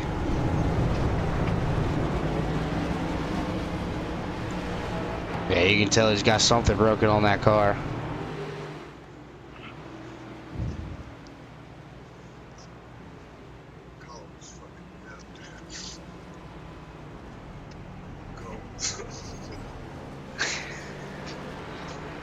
TJ Roberts gonna tow it on back into pit lane and see what he just can't do here tonight.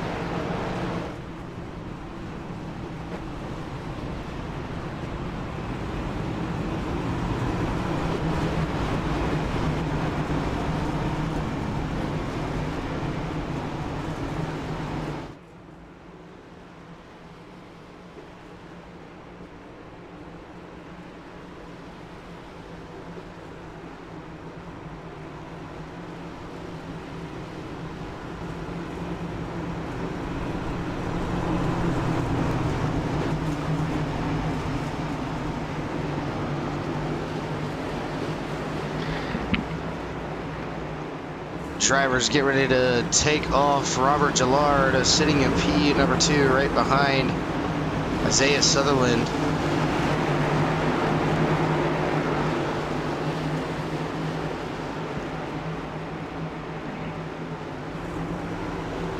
For the time being, green flag is out. Isaiah going to get a great restart on that outside. Chris Hupka getting a better restart that time by as well.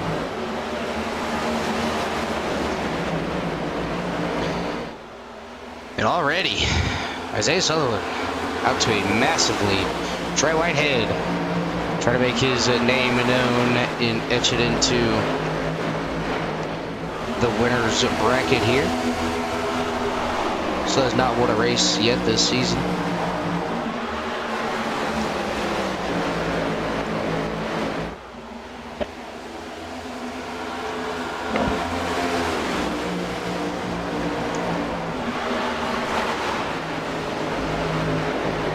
Going to try to capitalize on it here tonight, getting around Chris Hupka.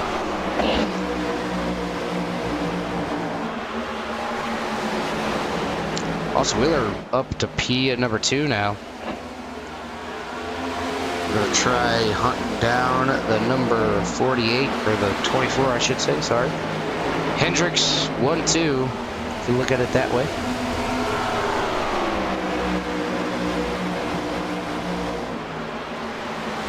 As Isaiah Sutherland gives up the lead. I think he's in fuel saving mode as of right now.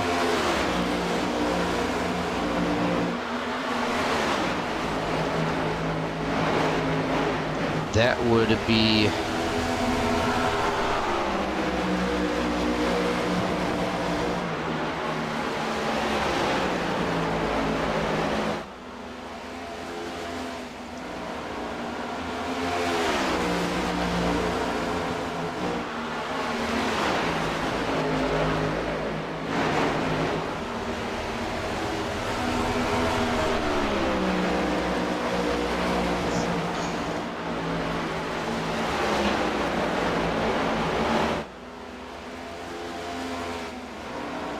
as Trey Whitehead moves his way up into P at number 2.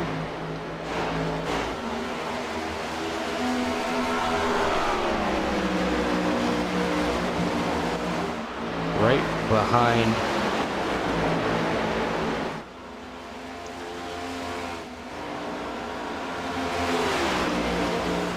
Alright, man, caution is out. Caution, a flag is going to be out.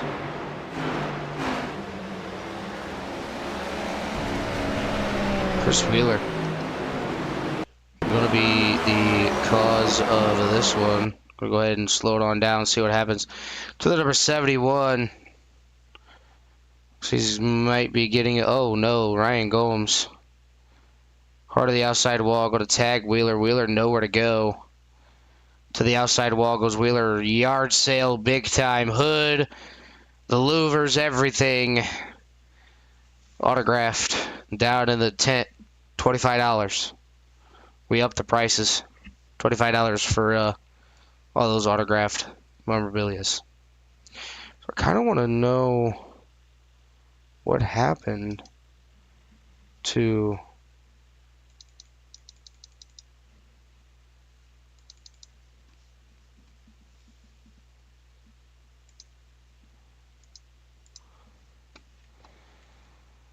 want to look and see what ended up happening here. Go to a chase camera with Ryan Gomes. Dylan Ellis down to the inside. Oh, shoves it on in there. Gomes going to get turned. Get help twice. To the outside wall. Broken toe links. Obviously, you know, with broken toe links, you really can't stop your car. You're pretty much on your own at that point. Just a hard hit for Chris Wheeler to that outside wall. All right, while we're under caution, I'm going to see if the good old Trey Whitehead is able to make his way out up here. Trey, this is Dylan of the CRN broadcast booth. You got a copy? Yeah, I got you, Dylan. All right, buddy. Tried talking to you earlier in qualifying. Obviously, you're kind of away getting stuff ready for tonight's race. Kind of walk me through on how tonight's going. You got a pretty fast hot rod in that number 23 machine. Been towards the front, been towards the back. Kind of where's your head at now? I mean, obviously, you still can't make it on a full tank of fuel that you guys have now. What's going to be the difference? Is it going to be short pitting, half the distance, late pitting? What's it going to take to get around the stars like Lilith Peters, Austin Wheeler, Jonathan Cogswell, and other racers like that here tonight? I feel like we put ourselves in a good position with we saved a set, not pitting for tires in either stage. So we had 3 for the last however many laps, 130, whatever.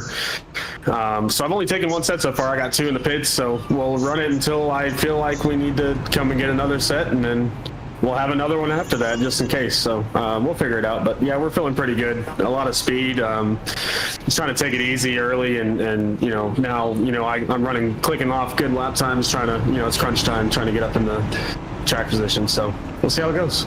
Yeah, definitely want to see how this one goes. I mean, like I said, you're doing what you need to do. Now, track conditions, it looks a little bit foggy out there on the broadcast side.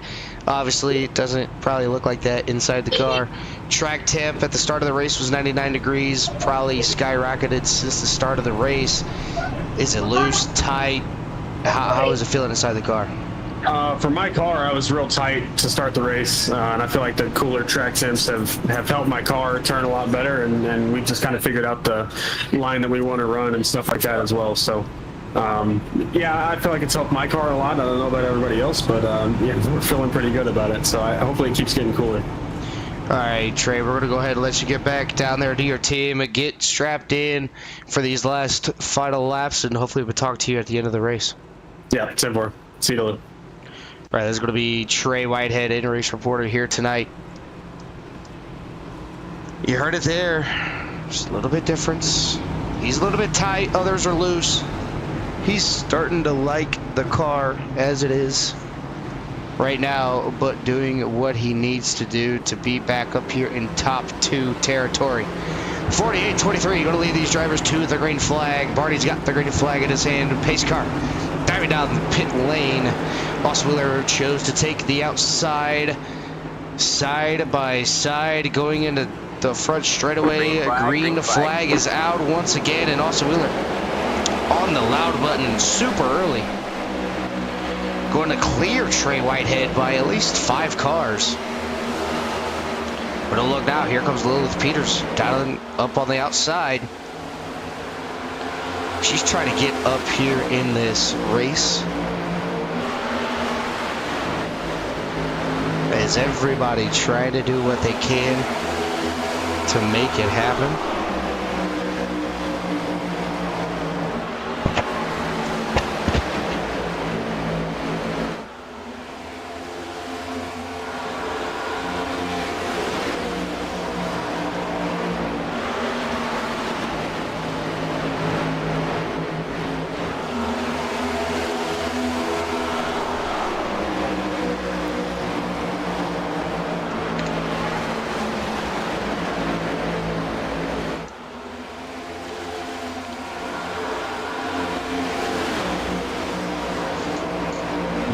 Looking at it now, Lilith just not able to get there.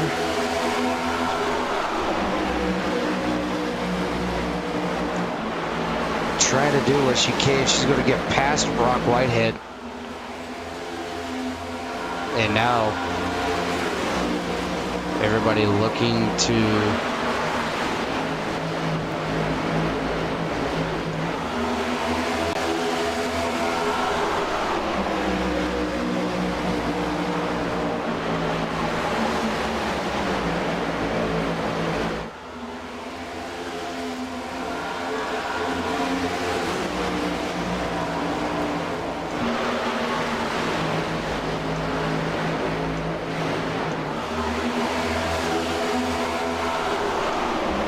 look at the dashboard here, see how fast Lilith Peters is getting that car to go. Looking about 170 some odd mile an hour. 173 she topped out at there.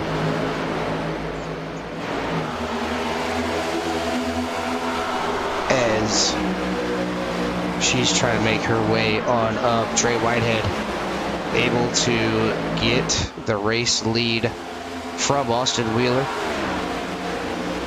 Driver's not going to be able to make it on fuel still.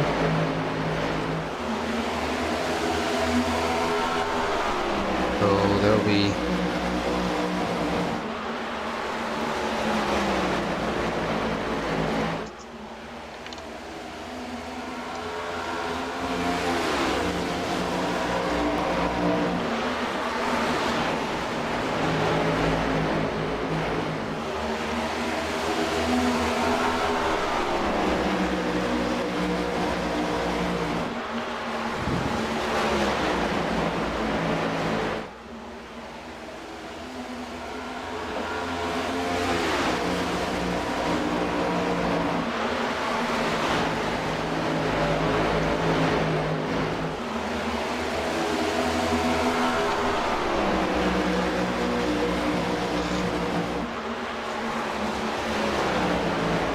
Trey Whitehead still doing what he can do to be out front. Got the number 38 of Jonathan Carter. As Trey's catching up to him.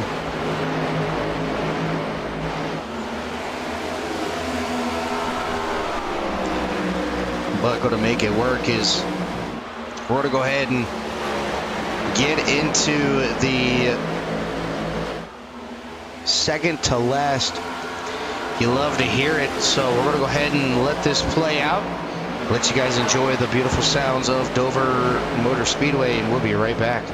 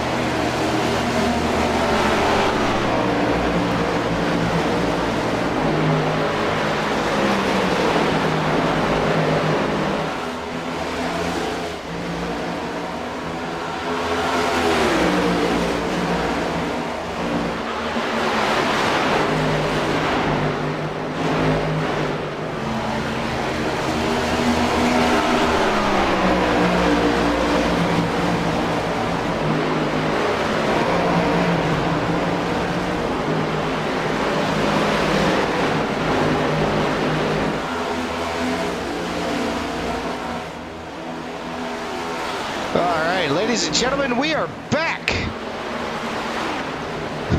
Last 40 laps of the race. The last you love to hear it that you'll hear tonight. Oh, Dylan Ellis gets to the back of the number 50 machine, the 55. Goes over to the outside wall. Here comes TJ Handley. He is currently 1 lap down. Not going to be a threat to anything.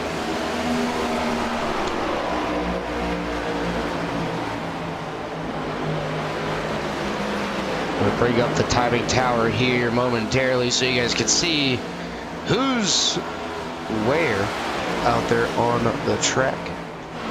Trey Whitehead still with the race lead. He's got a 1.2 second gap over Isaiah Sutherland.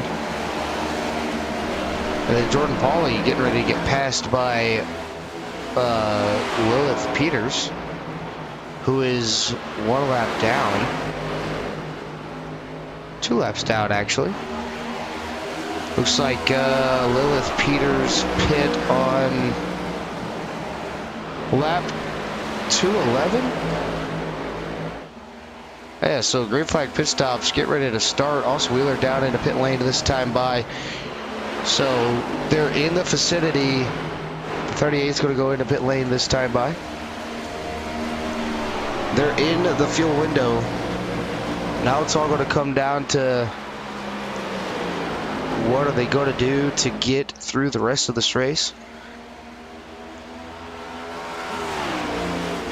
Hopefully everything ends up working out in everybody's favor. We can get everything going, but it's going to be Trey Whitehead with the race lead as of right now. You can lose 2 laps in pit lane, and this is where it's going to get a little bit dicey. You see how quick Lilith caught Trey Whitehead, put herself back on the lead lap. 211 to 227, so look at about 18 laps. 211. Yeah, look at about 18 laps, give or take, to pass. Now, basically how this all is going to unfold is whenever people pit and they elect to stay out,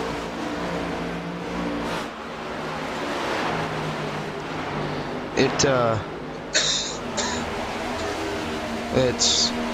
you know, the longer that Trey stays out over everybody else, obviously you've seen how different the tire strategies are there. But the longer that Trey stays out, the more time he's going to end up losing on Lilith. Lilith's going to be able to get 1 more lap back while he's in pit lane, and then, you know, obviously get what he's going in. Probably take the lead on over is both Isaiah and Trey Whitehead, both in the pit lane this time by, followed by McQuaid, but it's going to be Jordan Pauly taking the race lead here tonight. Is Austin Wheeler passing him on by, getting his lap back. Jordan Pauly misses pit road, maybe, no, gets in there, slows it on down, locks up the front wheels of the number 57 machine. Move Christian Ruse up to the race lead. He's going to lead that lap, so give that number 14 a lap lead here tonight. Currently on lap, last time he has pit was on lap 177. So a pit stop coming in order for the number 14 machine. Not sure when he's going to go on in, as Hupka is going to be P number 2, currently 1.5 seconds back on the number 14. If a caution were to come out, that would benefit the number 14. It could benefit anybody that has not pit. Don't have to worry about getting the pit, but the people that it would hinder would be, Hupka possibly going to beat Ruse into pit lane. He does. Ruse taking the more honest approach, wants to be nice and smooth with everything. And that's going to give Robert Gillard the race lead here. And then Ryan Gomes will be P number 2, as Hupka and Ruse are currently in pit lane. And what do you know? A caution is out on the racetrack. Oh, that changes everything.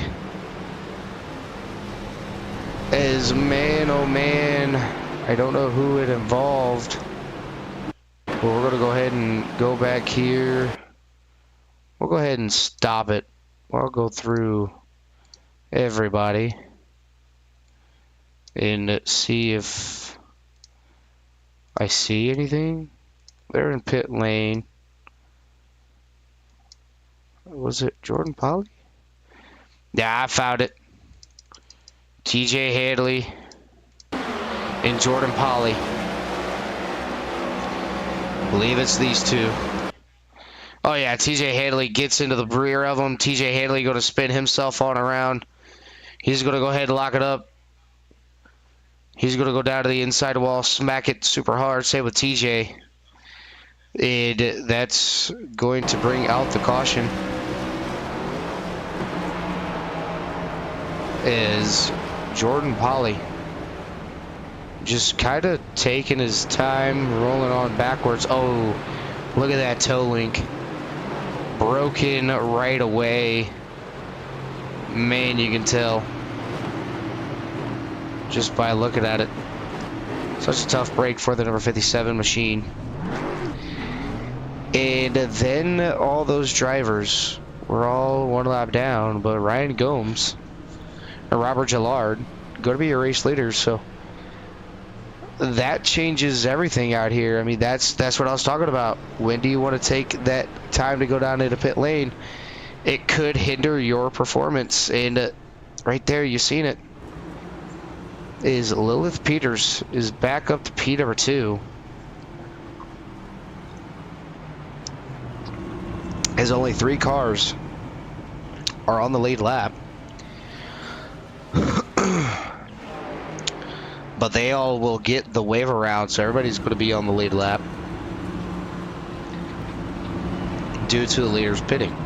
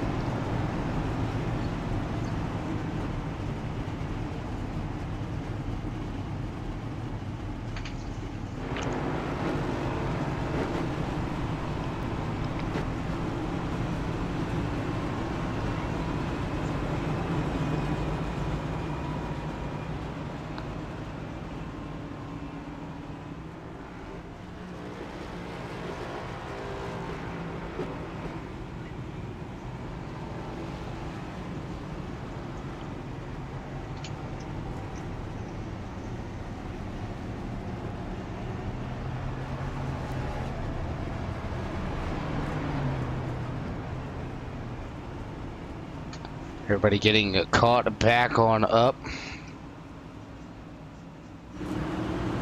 TJ Hadley having a little bit of issues right there.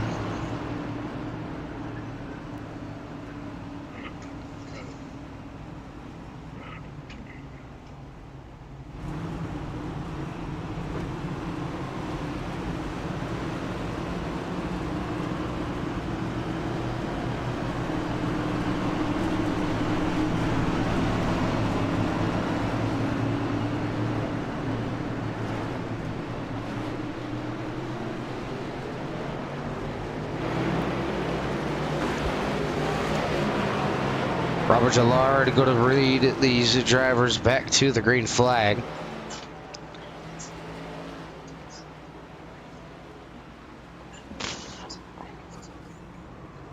Oh my. Alright, man. Lights it back on the pace car. Not We're sure not going green what this was time. We are not happening with going the green. 38.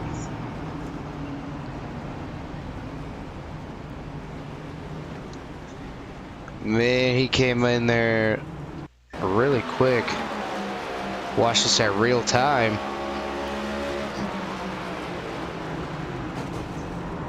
Oh, he just didn't realize that everybody was slowing down and trying to get there. He's gonna go ahead and take it pit lane.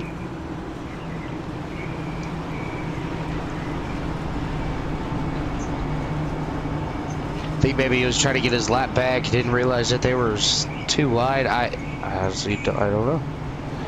I'm not telling you what was going on. Pace lights are going to be off this time by, and pretty much right there, as you see, everybody, they're all going to be single file.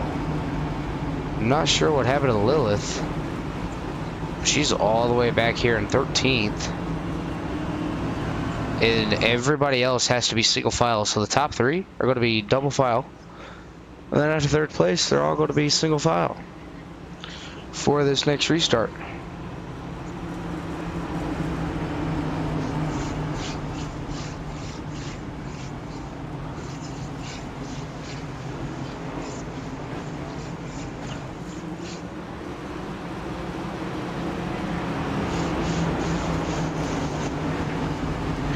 .23 laps to go to decide the race winner here tonight. Who's it going to be? 13-1 chances. Green flag is out. Robert Gillard getting a great restart. Oh, it looked like whoever that was did not get a good restart in front of Austin Wheeler. Not sure who it was. Was that Charles Whitehead that did not get a good restart? Yeah, it was Charles. Not getting a good restart there in front of the field. Trey Whitehead going to smack the outside wall. Something's going on with TJ Hadley. He's going down into pit lane. We're going to go ahead and rewind this. He's got some more damage to that number 08. We're to see. Just to see what has happened to the number 08 machine. Not sure maybe if he got a little bit loose and went down to the inside wall or what had happened.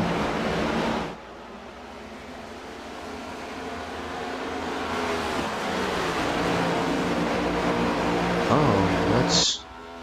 Thought he had to go do a drive-through, but Robert Gillard going to be your race leader here for the time being.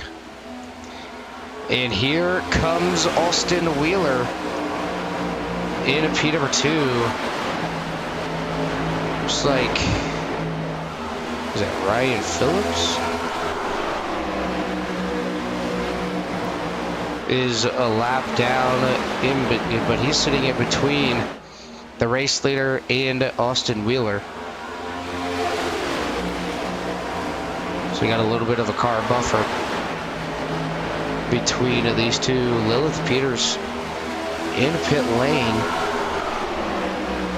I'm not sure what's going on with Lilith, but she's down in the pit lane.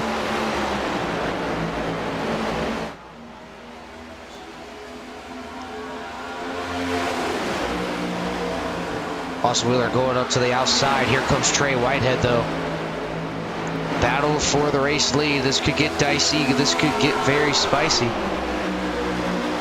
His lap car is playing it spoiler to Austin Wheeler.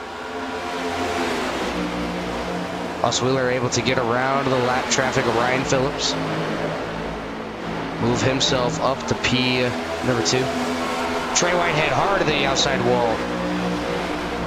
Pushing that car to their limits each and every lap. Trey Whitehead, Isaiah Sutherland. P3, P4. The 50 machine throwing a little bit of a block on Trey Whitehead, trying to get down to the inside. Says, you know what, hey man, you're a lap down. Let me get on past you here. Battling for the race win. 14 laps to go this time by.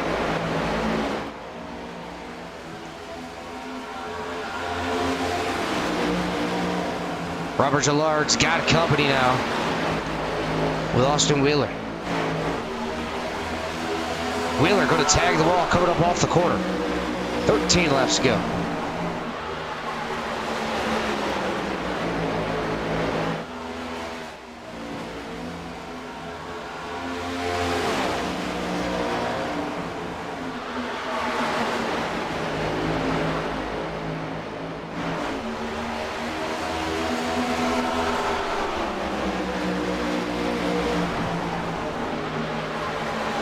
Trey Whitehead setting it down on the inside on Austin Wheeler. He's going to be able to take that spot on over. Here comes Isaiah Sutherland, not able to get there. Can fit a piece of paper between these three. Isaiah all over the back bumper of Austin Wheeler. Austin Wheeler's going to slide on up, almost gets into the outside wall. Isaiah going to take over P number 3. He's top 4. Absolutely duking it out. Christian Ruse back here at P number 5. Real battles up here. Robert, Trey, Isaiah, Austin.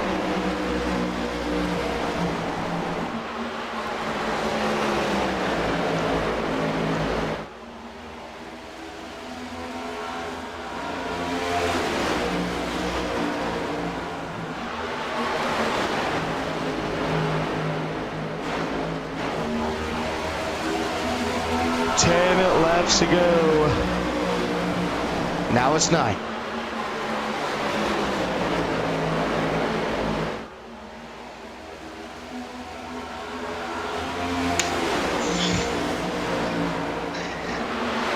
Trey trying to do everything he possibly can. Lap traffic possibly going to play a factor here. Trey's going to get into the wall. 8 laps to go. Robert Gillard. Turn that mirror off. You don't want to look at it. Lap traffic sitting up top.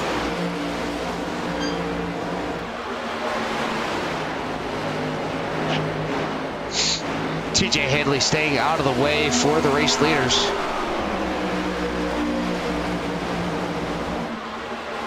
Going to let them race it out here tonight.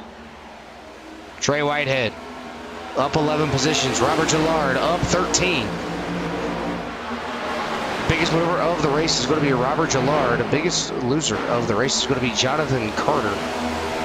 Down 15 positions. Robert Gillard up 13. Trey up 11. Isaiah up 1. Robert Gillard just 6 laps away from pay dirt. Been an up and down battle with the number 54, the 23, and the 24. Trey, hard to the outside wall, coming off turn number 4. Isaiah really sending it in, down into turn number 1 and 2, trying to get up on the back bumper of the number 23. He's there, but not able to keep the momentum going. As Christian Ruse makes his way up to P number 4. Beautiful run here tonight for Christian Ruse. He's going to be able to get around the number 48 machine of Austin Wheeler, who's going to drop down to P number 5. It may be looking to drop down to P number 6.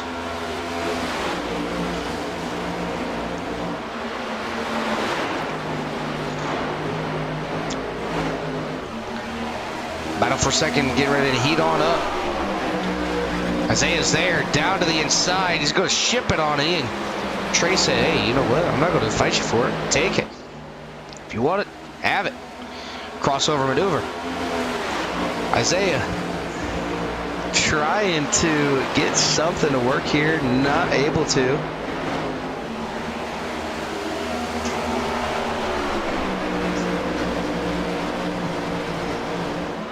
And there it is.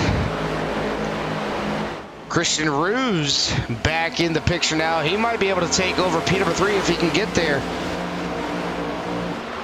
Trey Whitehead burned up his tires just a little bit too quick. Ruse is there. Ruse might be able to come home with the top 3 here tonight. Would love to see a good points day from the number 14 machine. He's looking. He's there. Trey's got to be fluent. Final lap. Robert Gillard from the back to the front off of turn number 3 and 4. Robert Gillard is going to be a Cup Series winner here for the Ghost Cup Series. He wins at Dover. Second is going to be Isaiah Sutherland. Third is going to be Trey Whitehead. Fourth is going to be Christian Ruse. Fifth is going to be Patrick McQuaid. Sixth is going to be Ryan Gomes. Seventh is going to be Brock Whitehead. Eighth, Chris Hupka. Ninth, Austin Wheeler. Running out your top 10 is going to be Dylan Ellis. But it's going to be this man right here, the Toyota number 54, Bass Pro Shops. Of Robert Gillard getting the race win here tonight. Getting a little love tap from Mr. Brock Whitehead. And Robert Gillard, another first-time winner here for the Cup Series. Going to go ahead and let him burn it on down for everybody out there watching. He's got to be extremely happy to get that race win here tonight. Robert Gillard, the biggest mover of tonight's race, going from the back to the front to make it happen.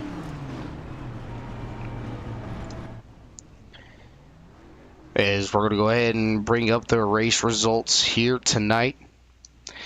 Robert Gillard, the number 54 machine, going to grab the win here tonight. Isaiah Sutherland in P number 2, Trey Whitehead in 3rd, Christian Ruse in 4th, Patrick McQuaid in 5th, Ryan Gomes in 6th, Brock in 7th, Chris Hupka in 8th, Austin Wheeler in 9th, Dylan Ellis in 10th, Jonathan Cogswell in 11th, Chris Sofield in 12th, Ryan Phillips in 13th, TJ Handley in P number 14, Charles Whitehead, after that good run, finishes P number 15, Lilith Peters in 16th, 17th is going to be Jordan Pauly, 18th, Jonathan Carter, 19th, Chris Wheeler, 20th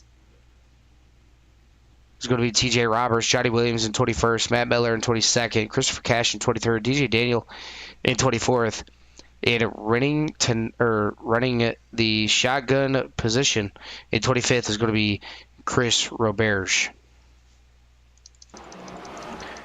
Going to go ahead and get these laps rewinded here tonight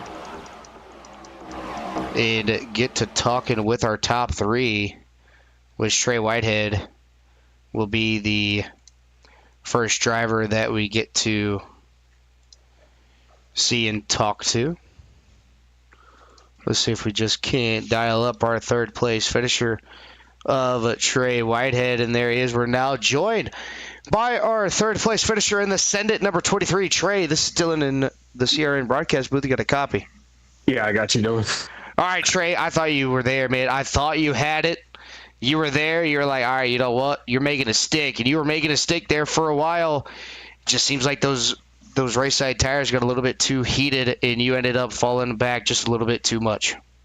Yeah, the nature of this kind of racing is if you got clean air, your car will drive like a king, and if you don't, then it's going to plow like a dump truck. And I was pushing real hard trying to get up to Robert. We had a really bad restart.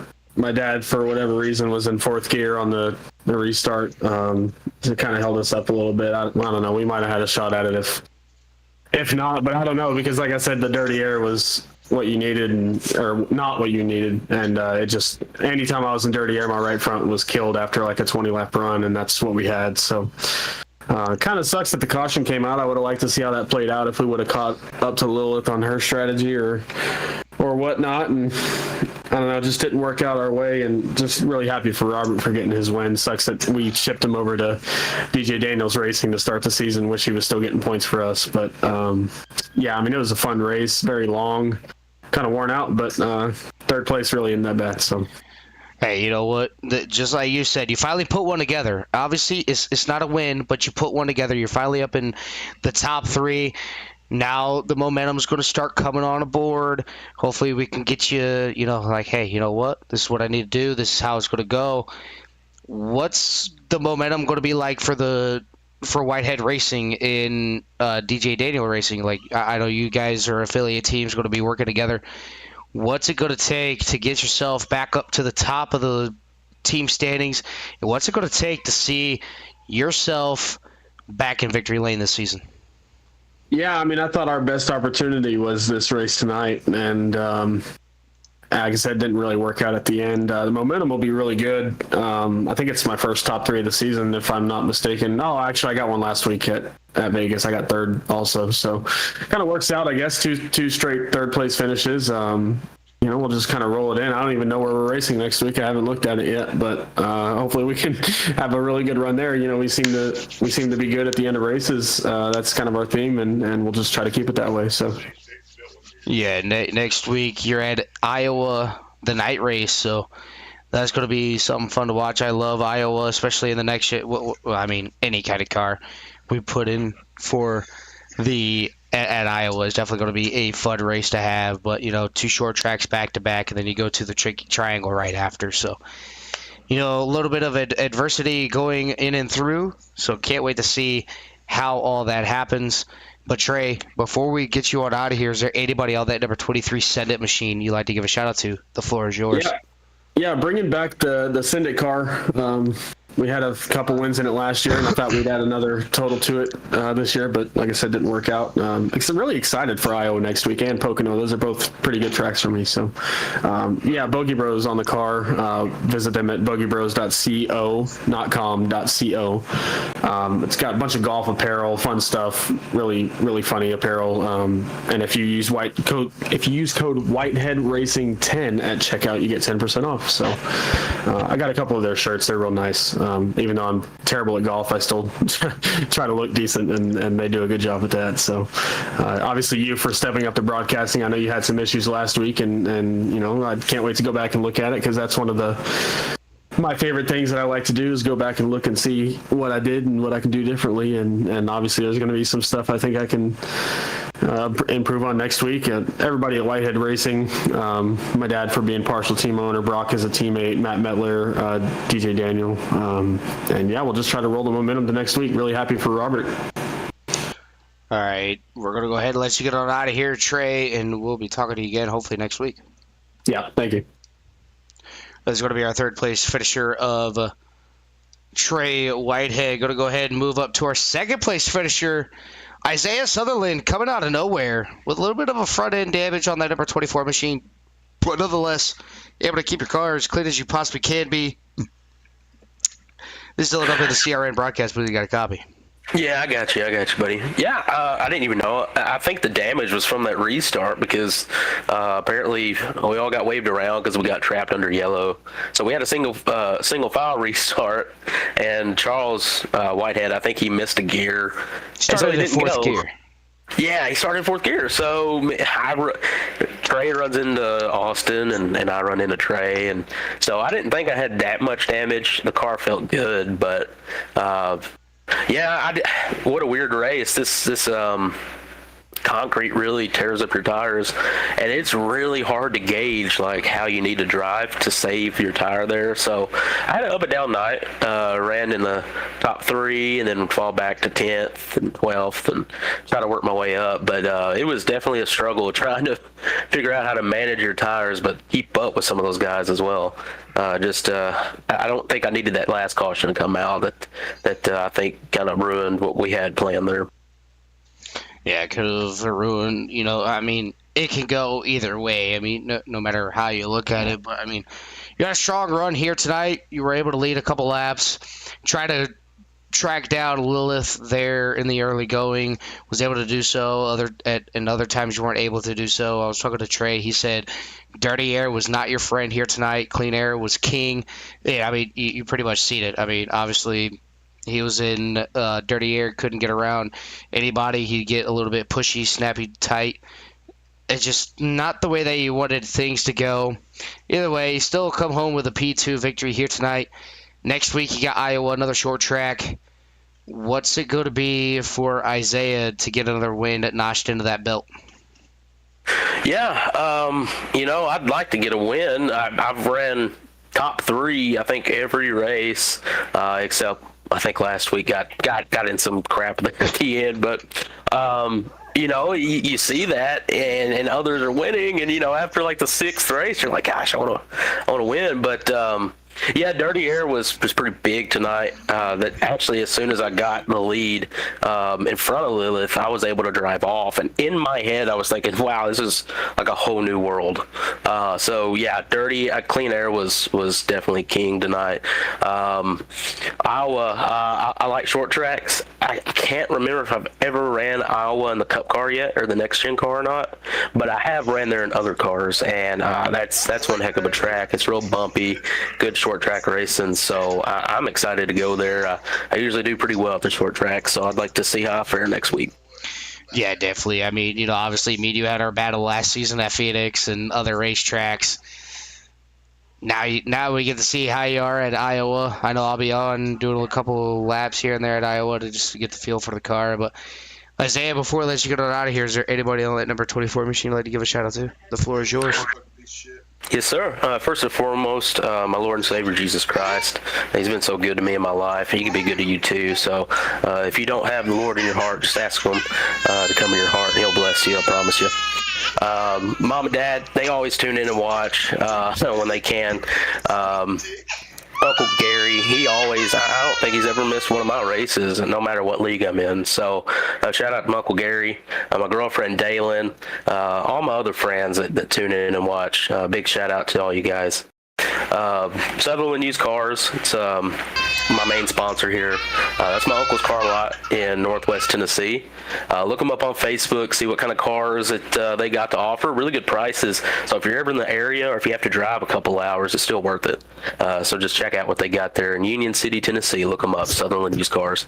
And then Virtual Academy, that's online training for police officers, active duty or retired, or any first responder. You can sign up at subscriptions.virtualacademy.com/sign up. All the fans that tune in and watch, and big shout out to you, Dylan. You've done really well. Even after the mishap from last week, you came back and recorded that race that we ran last week. So, and you did that today. So I'm sure you're pretty tired, man. So big shout out to you. Tired could be an understatement. I got caught some sleep. As soon as that broadcast ended, I went right to bed and woke back up, got everything set up, did a new live timing for everybody out here tonight, and so I got enough sleep. Now it's time to do it all over again for next week, and can't wait to see what you have to show for us here at Iowa. And we're going to go ahead and let you get on out of here, Isaiah, celebrate that second place finish here tonight, and we'll be talking to you again hopefully next week. Yes, sir. Did four. Also, shout out to Robert. Did a great job, and everybody else. We'll see you, Dylan. See you there, everybody. Going to go ahead and move on up to our race winner. That's going to be the number 54 of Robert Gillard. Robert, this is Dylan of the CRN broadcast booth. You got a copy? Yes, sir. All right. I think I've been saying your last name completely wrong half the time. Other times I say it right. I either say Gilliard or Gillard. Kind of correct me so I know how to say your last name. It is. So the way that I tell everybody is you say Jill and an Art. So when you say Gillard, you're saying it right. See, boom. I knew I was right. I just needed a confirmation from the man with the plan. You know what I'm saying? But anyways, yeah, man. Enough of talk about the last name. Let's talk about the race-winning car that you ended up putting into victory lane here tonight. I counted you out, to be honest. I didn't think, obviously Lilith coming in, dominating the race, obviously that's who everybody's going to migrate to. Her, you had Trey Whitehead, Isaiah, Patrick, Christian, Brock, and Austin Wheeler, the known fast guys that have just been dominating week in and week out. And then here we are, Mr. Johnny Morris himself, snagging that race win here tonight. Hell yeah, man. I was on fuel save from the second to last restart. I saw Lilith start to drop back. I guess that's what her plan was too, and I was like, well, I seen her drop, and I was like, well, I'm gonna start doing the same. So that whole stretch there before the last restart, I was on fuel save, and then I was like seeing everybody that pitted, and I was like, well, if we don't pit here, we're not gonna be in the front. And the caution came out at the perfect time as I was coming on the backstretch, I believe it was, and I was like, oh, that comes into play here. This is great. I get to go in, get a full set of tires, get some fuel, and we'll just race it to the end, Yeah, that's something that I noticed that you did very well. You kept your cool. You didn't overdrive the car. You had everybody behind you overdriving their cars. Obviously, Trey trying to get up to you, pass you, get the race win himself. Ended up putting himself into the wall here and there, and then obviously lap traffic coming into play, but they knew and realized that you were the race leader, got out of your way. It didn't interfere with you getting your first race win on the season. So what kind of composure does that bring to you now that, obviously you're locked into the playoffs with your race win here tonight? What's it going to be like for you for the rest of the season, knowing the type of schedule that we have? Well, it doesn't stop here. We still got a long road ahead of us. You know, we're going to have some good tracks, some bad tracks, but we're still going to try to stay in the top 10 and try to get this thing back in the victory lane again. All right. Well, there you have it. Robert Gillard telling you how it is. It ain't over, just beginning. But Robert, before we let you get on out of here, is there anybody on that number 54 machine you'd like to give a shout out to? The floor is yours. I would like to give a shout out to my spotter. He's my A1G. He's my perfect man. He keeps me in check, keeping me in line all night. I also got to thank Whitehead Racing and friends and family. Thank you. Shout out to all of y'all. All right, Robert, we're going to go ahead and let you get on out of here and celebrate that race win here tonight. And hopefully we'll be able to talk to you again next week. Hell yeah, man. See you later. All right, that's going to be our race winner, Robert Gillard, here tonight.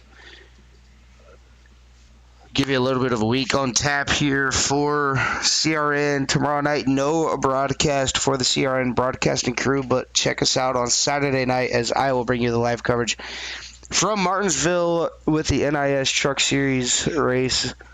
Open setups, 4 tire sets, stages, everything for that, sponsored by Mardone PC.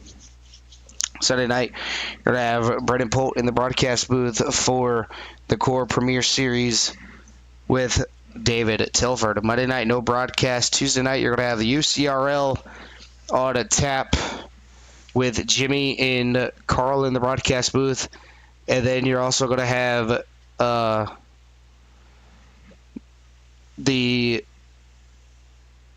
broadcast between Carl Haydenwork and Joe Sullivan for the Core Xfinity Series. And then you're also going to have myself in the broadcast booth for Mid-Atlantic Racing Series, Mars for short, as they have a truck league with 9 races on the schedule. I'll be taking those broadcasts over starting on Tuesday night. Wednesday night, you're going to have Jimmy Covert in the broadcast booth along with Derek Sherman in the booth with him for the Smoky Mountain Grassroots late model stock racing. And then you'll have the VVR or casual sim racing on Wednesday night with Carl Handwerk and Joe Sullivan in the broadcast booth on Wednesday night. Thursday night, you're going to be back here with me on a Thursday with the Ghost Cup Series Spooky Simulated iRacing Series as they tackle Iowa at night in the Cup cars. That's going to be a fun one to do.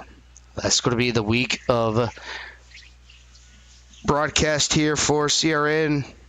It's been an absolute phenomenal race here tonight. Obviously, a little bit more cautions than what anybody intends to have, but it's Dover.